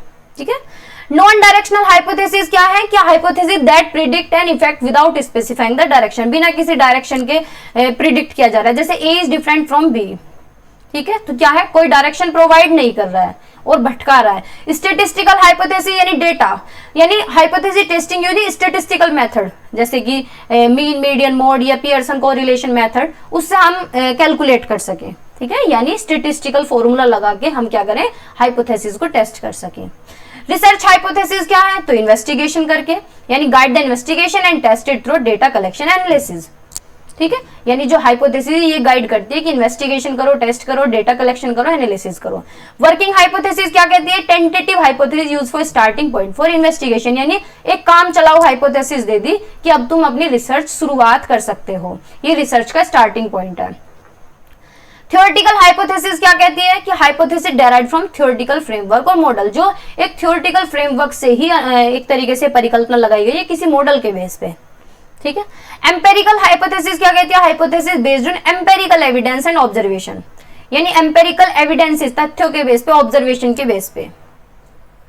प्रिडिक्टिव क्या कहती है, बिल्कुल अनुमान के बेस पे, तो hypothesis that predict the outcome of future event और स्टडी, यानी आगे फ्यूचर में क्या हो सकता है उसके रिजल्ट के आधार पे हाइपोथेसिस लगाना। ठीक है, कोई तो प्रीवियस रिसर्च के आधार पे लगाता है, फ्यूचर इवेंट या फ्यूचर स्टडी के आधार पे प्रिडिक्ट करना, तो वो होती है प्रिडिक्टिव हाइपोथेसिस। ठीक है। अब है पर्पस ऑफ लिटरेचर रिव्यू, तो जो लिटरेचर रिव्यू करते हैं उसका पर्पस क्या है। देखो इंग्लिश में हेडिंग के साथ निकला हुआ है, ये निकाला हुआ है टॉपिक, मतलब वही पॉइंट्स को हेडिंग में कन्वर्ट कर दिया। तो शोध परियोजना की शुरुआत में साहित्य समीक्षा करने के कई उद्देश्य होते हैं। विषय पर वर्तमान ज्ञान से परिचित होना, यानी to familiarize yourself with the current state of knowledge on your topic, यानी लिटरेचर रिव्यू पहले तो क्या होता है, दोबारा बता दूं कि जिस टॉपिक पे पहले से रिसर्च किसी इंसान ने कर रखी है उसकी पूरा हम रिव्यू कर रहे हैं, तो उसका उद्देश्य क्या होता है, तो उसका ये होता है कि करंट नॉलेज क्या है उस टॉपिक की, उससे आप फैमिलियर हो जाते हैं कि भाई उसने क्या काम कर रखा है, कहाँ तक अपडेशन हो रही है और आगे मुझे क्या करना है और इसके अंदर क्या कमियां रह गई थी जो मुझे पूरी करनी है। To ensure that you are not just repeating what others have already done, और ये सुनिश्चित हो जाता है अगर हम किसी की लिटरेचर रिव्यू को पढ़ लेते हैं, यानी किसी की स्टडी या किसी की रिसर्च की हुई को हम पढ़ लेते हैं, तो उससे हमें ये आइडिया मिल जाता है कि अब हमें ये तो रिपीट करना नहीं है, अब हमें किसी की कॉपी नहीं करनी है, इससे अलग काम मैं करूंगा। ठीक है, तो ये सुनिश्चित कर लेते हैं। ये देख लेते हैं कि जो उसने काम कर रखा है रिसर्चर ने, उसमें कहाँ कमी थी। ठीक है, और कौन सी ऐसी प्रॉब्लम है जो अनरिजोल्व है, यानी जो उसने रिजोल्व नहीं की है और जो आप एड्रेस कर सकते हैं।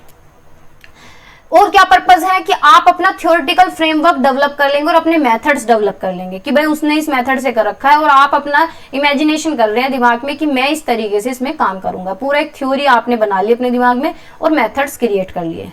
To provide an overview of the key findings and debates on the topic, यानी पूरी की फाइंडिंग्स प्रोवाइड करना, पूरे उस टॉपिक पे डिबेट करना, पूरा ओवरव्यू करना उसका। तो writing the literature review shows your reader how your work led to existing research and what new insight it will continue, यानी ये लिटरेचर रिव्यू इसलिए लिखा जाता है, इसलिए देखा जाता है कि पहले क्या काम हो रहा है और आपने उसमें क्या कंट्रीब्यूट किया है या क्या आपने सूझबूझ उसमें लगाई है, क्या आप नई नॉलेज दे रहे हैं। ठीक है, ये होता है लिटरेचर रिव्यू का उद्देश्य। अब आ गए हैं रिसर्च प्रपोजल पे। रिसर्च प्रपोजल क्या होता है? ठीक है, रिसर्च प्रपोजल होता है एक पूरा फॉर्मेट तैयार करना। जैसे कि हमारे घर में फंक्शन है तो हमने क्या किया, हमने एक फॉर्मेट तैयार किया, हमने पूरा एक फॉर्मेट तैयार किया कि इस तारीख में हमारा फंक्शन है, तो इससे पहले हमें क्या क्या तैयारियां करनी है। तो हमने एक लिस्ट बना ली गेस्ट की कि अच्छा इस रिश्तेदार को बुलाएंगे, ये बुलाएंगे अपने एरिया में से, इन लोगों को बुलाएंगे, ये गिफ्ट हमें देने हैं। ठीक है, लड़के की शादी है तो हमें लड़के के लिए ये चीजें अरेंजमेंट होनी है, बहू के लिए ये करना है, या लड़की की शादी है तो मतलब दोनों के लिए क्या क्या चीजें अरेंज करनी है, कौन सी डिश हमें बनवानी है। ठीक है, डिश में हमें नमकीन आइटम क्या बनवाना है और मीठा क्या बनवाना है। ठीक है, तो यानी पूरा हमने एक फॉर्मेट तैयार कर लिया। अब हमारे घर में ऐसे ही होता है, हम है ना 5 बहन भाई हैं, तो हमारे घर में जब शादियां होती हैं तो पूरा फॉर्मेट तैयार किया जाता है। तो उस फॉर्मेट के अंदर सारी चीजें होती हैं कि किसको बुलाना है, किसको छोड़ना है, क्या अरेंजमेंट्स होने हैं, क्या क्या क्या चीजें होनी है, कहाँ कितना बजट जाएगा, कितना टाइम लगेगा, क्या चीजें लगेंगी, क्या ऑब्जेक्टिव हमारे रहेंगे और कैसे हमें इस काम को अंजाम देना है, कैसे हमें ये काम करना है, पूरा प्रॉपर तरीके से फिनिश करना है, कहाँ पे डीजे लगाना है, सारा अरेंजमेंट हम पूरा फॉर्मेट बनाते हैं। आप लोग भी ऐसे ही बनाते होंगे। तो ऐसे ही रिसर्च प्रपोजल है। रिसर्च प्रपोजल जब हम कोई किसी चीज पे खोज करते हैं ना तो पूरा एक फॉर्मेट तैयार करते हैं, तो वही एक रिसर्च प्रपोजल है, यानी एक पूरा प्रपोजल तैयार कर लेते हैं। ठीक है, समझ में आ गया होगा। ये एग्जाम्पल इससे कोई रेलिवेंट नहीं था, लेकिन मैंने आपको टॉपिक को क्लियर करने के लिए ऐसा एग्जाम्पल दिया है। तो यानी एक ब्लूप्रिंट तैयार कर लेना। तो रिसर्च प्रपोजल क्या है? एक ब्लूप्रिंट होता है कि of the building before the construction start. देखो इन्होंने भी बिल्कुल सिंपल देसी एग्जांपल दिया है, किताबों में भी मतलब ये दिया गया है कि रिसर्च प्रपोजल क्या होता है कि घर की बिल्डिंग बनाने से पहले हमने एक ब्लूप्रिंट तैयार कर दिया। जैसे कि आप किसी का घर नया बना होगा तो घर बनाने से पहले ये देखी जाती है, अच्छा 120 गज जगह है, ठीक है, इसमें हम किचन इस साइड बनाएंगे, रूम यहाँ पे बनेगा, ये इस तरीके से, यहाँ बालकनी बनेगी, ये ग्रिल यहाँ पे लगेंगी, जीना यहाँ से जाएगा, लेटरिन बाथरूम, ये सारी चीजें आपने पूरा कंस्ट्रक्शन करने से पहले पूरा ब्लूप्रिंट बना लिया। या फिर आप नक्शा खरीद भी सकते हैं, आर्किटेक्चर को भी बुला सकते हैं, जिसकी जैसी बजट है उस तरीके से काम करते हैं हम। फिर उसके बाद हम कंस्ट्रक्शन स्टार्ट करेंगे। तो यानी इसी तरीके से रिसर्च प्रपोजल है कि हम किसी टॉपिक पे अगर हम रिसर्च करने जा रहे हैं तो पूरा एक उसका परफॉर्मा बना लेते हैं, पूरा एक फॉर्मेट बना लेते हैं, पूरा एक ब्लूप्रिंट बना लेते हैं, जिसे हम रिसर्च प्रपोजल या सिनॉप्सिस कहते हैं। ठीक है, तो it is important for the researcher to write an effective research proposal, यानी ये जरूरी है रिसर्चर के लिए कि वो एक रिसर्च प्रपोजल बहुत ही इफेक्टिव तैयार करे। Writing a good research proposal is both science and art, यानी एक अच्छा फॉर्मेट तैयार करना भी एक कला होती है, एक विज्ञान होता है। जैसे अब शादी का ही हो जाता है, शादी में बहुत सारी शादियों में ऐसा होता है कि बीच में खाना खत्म हो गया या कोई गेस्ट को हम भूल गए, फिर बाद में हमें ये सुनने को मिल रहा है कि तुमने तो हमें बुलाया नहीं, होता है ना बहुत लोगों के साथ। लेकिन अगर पहले ही सारी चीजों पे हम काम कर ले तो हमारे एक एक पॉइंट पे काम होता है बारीकी से, चाहे वो पैसे के लेके हो, चाहे वो गेस्ट को लेके हो, चाहे वो खाने को लेके हो, मिठाइयों को लेके हो, ड्रेस को लेके हो, लड़कियों की पार्लर को लेके हो। तो यानी तो एक अच्छा रिसर्च प्रपोजल तैयार करना एक कला भी है और एक विज्ञान भी है। N effective research proposal is based on the scientific fact, यानी एक अच्छा रिसर्च प्रपोजल जो शोध प्रस्ताव है वो किस पे आधारित है? साइंटिफिक फैक्ट्स पे। On the art of clear communication, a research should start writing the research proposal by the time one has decided a topic of the study, यानी एक रिसर्च प्रपोजल, एक रिसर्च को हम लिखना स्टार्ट करते हैं research proposal के base पे। एक प्रॉपर टाइम होना चाहिए, एक प्रॉपर फ्रेम होना चाहिए, एक टॉपिक होना चाहिए। ठीक है, तो पढ़ते हैं रिसर्च प्रपोजल को। शोध प्रस्ताव, अच्छा ये तो हिंदी है उसकी। रिसर्च प्रपोजल और सिनॉप्सिस में बी टर्म्ड और written on online electronic document containing details of the plan, procedure, possible and outcomes underlying rationale of the future research study, यानी पूरा एक परफॉर्मा तैयार कर देना, पूरा एक फॉर्मेट तैयार कर देना, चाहे तो आप रिटर्न में करें चाहे ऑनलाइन तरीके से करें, जैसे कि वर्ड में मैं बनाती हूँ आप लोगों के काफी सारे बच्चों का रिसर्च प्रपोजल मैंने बनाया है, तो ये क्या है वर्ड में बनाते हैं। इसमें क्या है पूरी प्लानिंग होनी चाहिए, एक तरीका प्रोसीजर होना चाहिए, ये देखना है पॉसिबल आउटकम्स क्या होंगे, रेशनल क्या हो सकते हैं, आगे जाके फ्यूचर में क्या क्या चीजें हो सकती हैं। Submitted by an intended researcher or group of researcher to the respective organization or authorities. और आप उसे रिसर्च प्रपोजल का करते क्या है, तो आप क्या करते हैं रिसर्चर को दे देते हैं, यानी अपने प्रोफेसर्स को देते हैं या फिर किसी ऑर्गेनाइजेशन में, किसी इंस्टीट्यूशन में, किसी ऑथोरिटीज को देते हैं और देने के बाद चेक कराते हैं, उस पर अप्रूवल कराते हैं कि हाँ अब इस टॉपिक पे हम रिसर्च कर सकते हैं। ठीक है, प्रिपेयरिंग अ रिसर्च प्रपोजल। अब जिन लोगों ने रिसर्च प्रपोजल अब तक नहीं बनाया होगा उन्हें ये टॉपिक बिल्कुल भी समझ नहीं आ रहा होगा, मतलब बनाया हो चाहे बनवाया हो, ये तो आइडिया हो ही जाता है कि ये चीज क्या है। ठीक है, तो प्रिपेयरिंग अ रिसर्च प्रपोजल, तो how to format a research proposal. देखो इस तरीके भी क्वेश्चन पूछा जाता है कि रिसर्च प्रपोजल को हम कैसे फॉर्मेट करते हैं। तो formatting a research proposal involves adhering to structured outline to ensure clarity and coherence, यानी पूरा एक स्ट्रक्चर तैयार करना जिससे कि ये सुनिश्चित कर सके कि हमें क्या क्या चीजें रखनी है, पूरी क्लैरिटी हो जाए, क्या चीजों को हमें कोहेरेंट करना है, जोड़ना है, क्या चीजें हमें सेलेक्ट करनी है।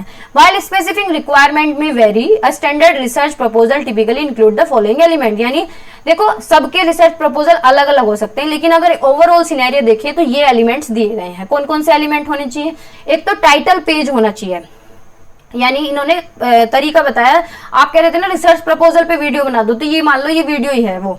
तो रिसर्च प्रपोजल में क्या है, टाइटल पेज होना चाहिए। टाइटल पेज क्या है, title of the research proposal. तो टाइटल क्या है, क्लियर होना चाहिए, यानी टॉपिक कंसाइज होना चाहिए, descriptive of your research topic, avoid overly lengthy और वैग्यू टाइटल।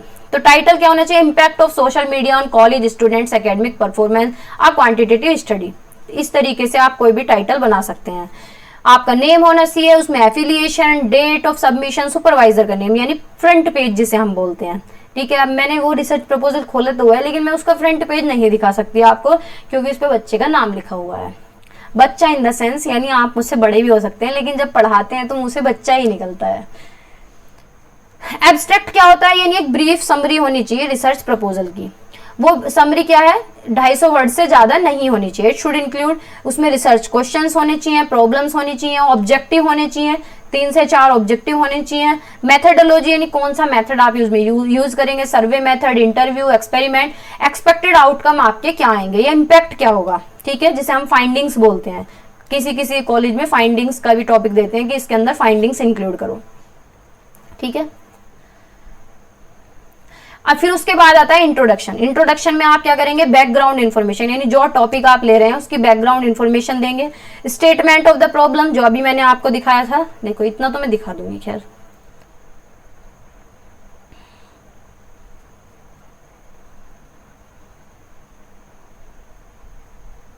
ठीक है, देखो फर्स्ट पेज हो गया, फर्स्ट पेज टाइटल वगैरह उसमें सारी चीज है। अब यहाँ से इंट्रोडक्शन हो गया, यानी बैकग्राउंड हो गया। फिर हमने डेफिनेशन दे दी, जो हमारे वेरिएबल थे, 2 वेरिएबल है इसके अंदर, एकेडमिक अचीवमेंट है, एक ही वेरिएबल है। ठीक है, एजुकेशनल एस्पिरेशन भी है, नहीं एक ही है। नीड ऑफ द स्टडी, इस स्टडी की जरूरत क्या है, स्टेटमेंट ये हो गया। लिटरेचर रिव्यू ये हो गया, 4-5 साल के लिटरेचर रिव्यू रिसेंट के ले लेंगे, इंडिया के अंदर भी और अब्रॉड के ले लेंगे। फिर ऑब्जेक्टिव हो गए कि इस रिसर्च के ऑब्जेक्टिव क्या है। हाइपोथेसिस हो गए, यानी परिकल्पना, 4 से 5 परिकल्पना ले लेंगे। डिलिमिटेशन, कितना दायरा है, कौन सी क्लास पे कर रहे हैं, कितने बच्चे इसके अंदर होने चाहिए। पॉपुलेशन, कितनी पॉपुलेशन पे कर रहे हैं कि प्राइवेट स्कूल इतने हैं और बच्चे इतने हैं। ठीक है, तो उसका परसेंटेज निकाल लेंगे। वेरिएबल ले लेंगे, यानी 2 वेरिएबल हैं, एजुकेशनल एस्पिरेशंस और एकेडमिक अचीवमेंट।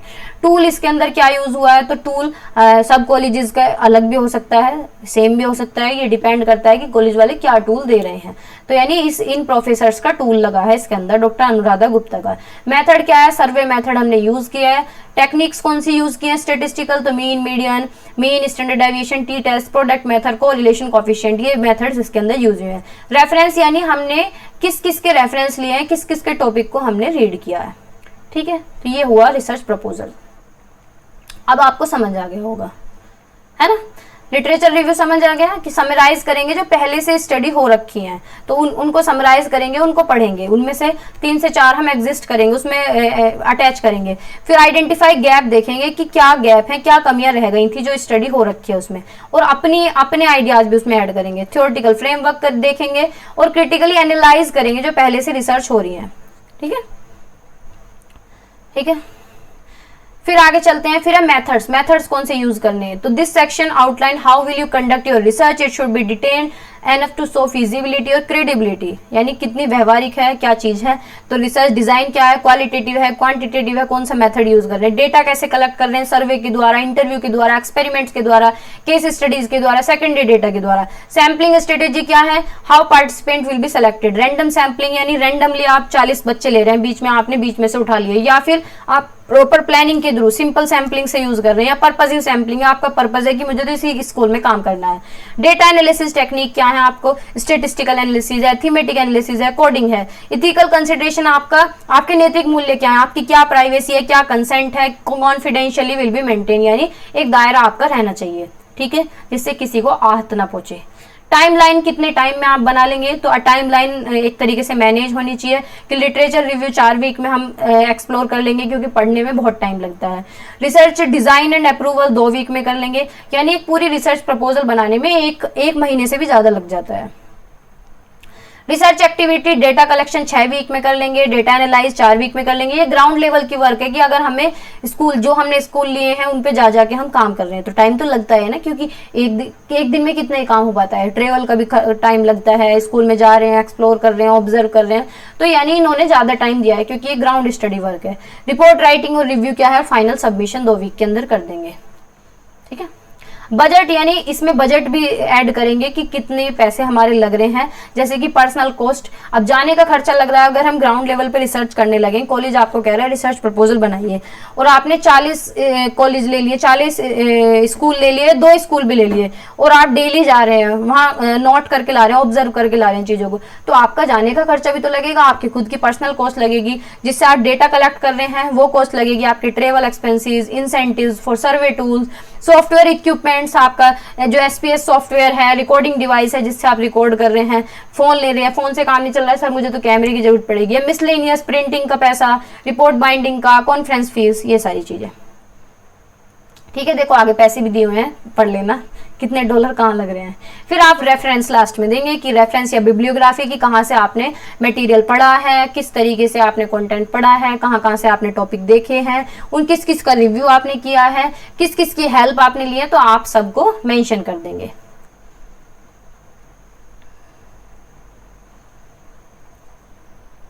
अब टाइप्स ऑफ रिसर्च मैं सोच रही हूँ आगे का कल कर लेते हैं, है ना, क्योंकि बहुत बड़ी क्लास हो जाएगी और आपके दिमाग में भी खिचड़ी पक जाएगी, तो इसे 2 पार्ट में करते हैं। देखो देखेंगे तो आप तब भी पार्ट में ही, तो चाहे मैं 6 घंटे की दे दूं, चाहे 7 घंटे की दे दूं, उसे 2 बार में दे दूं या 1 बार में दे दूं, देखेंगे तो आप जब भी पार्ट में, एक बार में इतनी बड़ी क्लास नहीं देख पाता कोई भी, क्योंकि बोरियत आ जाती है। So this is all for today, hopefully class आपको अच्छी लगी होगी। अगर समझ में आई है तो लाइक शेयर सब्सक्राइब कर लेना, बेल आइकन ऑन कर लेना, ताकि जब भी क्लास आए आपके पास नोटिफिकेशन आ जाए। और क्लास दिन में इसलिए नहीं आ पाई क्योंकि वाईफाई बंद था, पता नहीं कहाँ वायर कट गई, मैं तो बहुत परेशान, 2 दिन से परेशान हूँ। कल बारिश आई थी तो कल घर में लाइट नहीं थी, और फिर लाइट के बाद इन्वर्टर भी डाउन हो गया। आज जो है, आज लाइट आई तो आज वाईफाई बंद हो गया। अब बताओ क्या कर सकते हैं, है ना। तो कोई बात नहीं, थोड़ी सी लेट क्लास मिली है तो लेट ही सही, लेकिन क्लास अपलोड तो हो गई, एटलीस्ट मुझे सेटिस्फेक्शन हो जाता है कि हाँ क्लास अपलोड होनी चाहिए। ठीक है, तो क्लास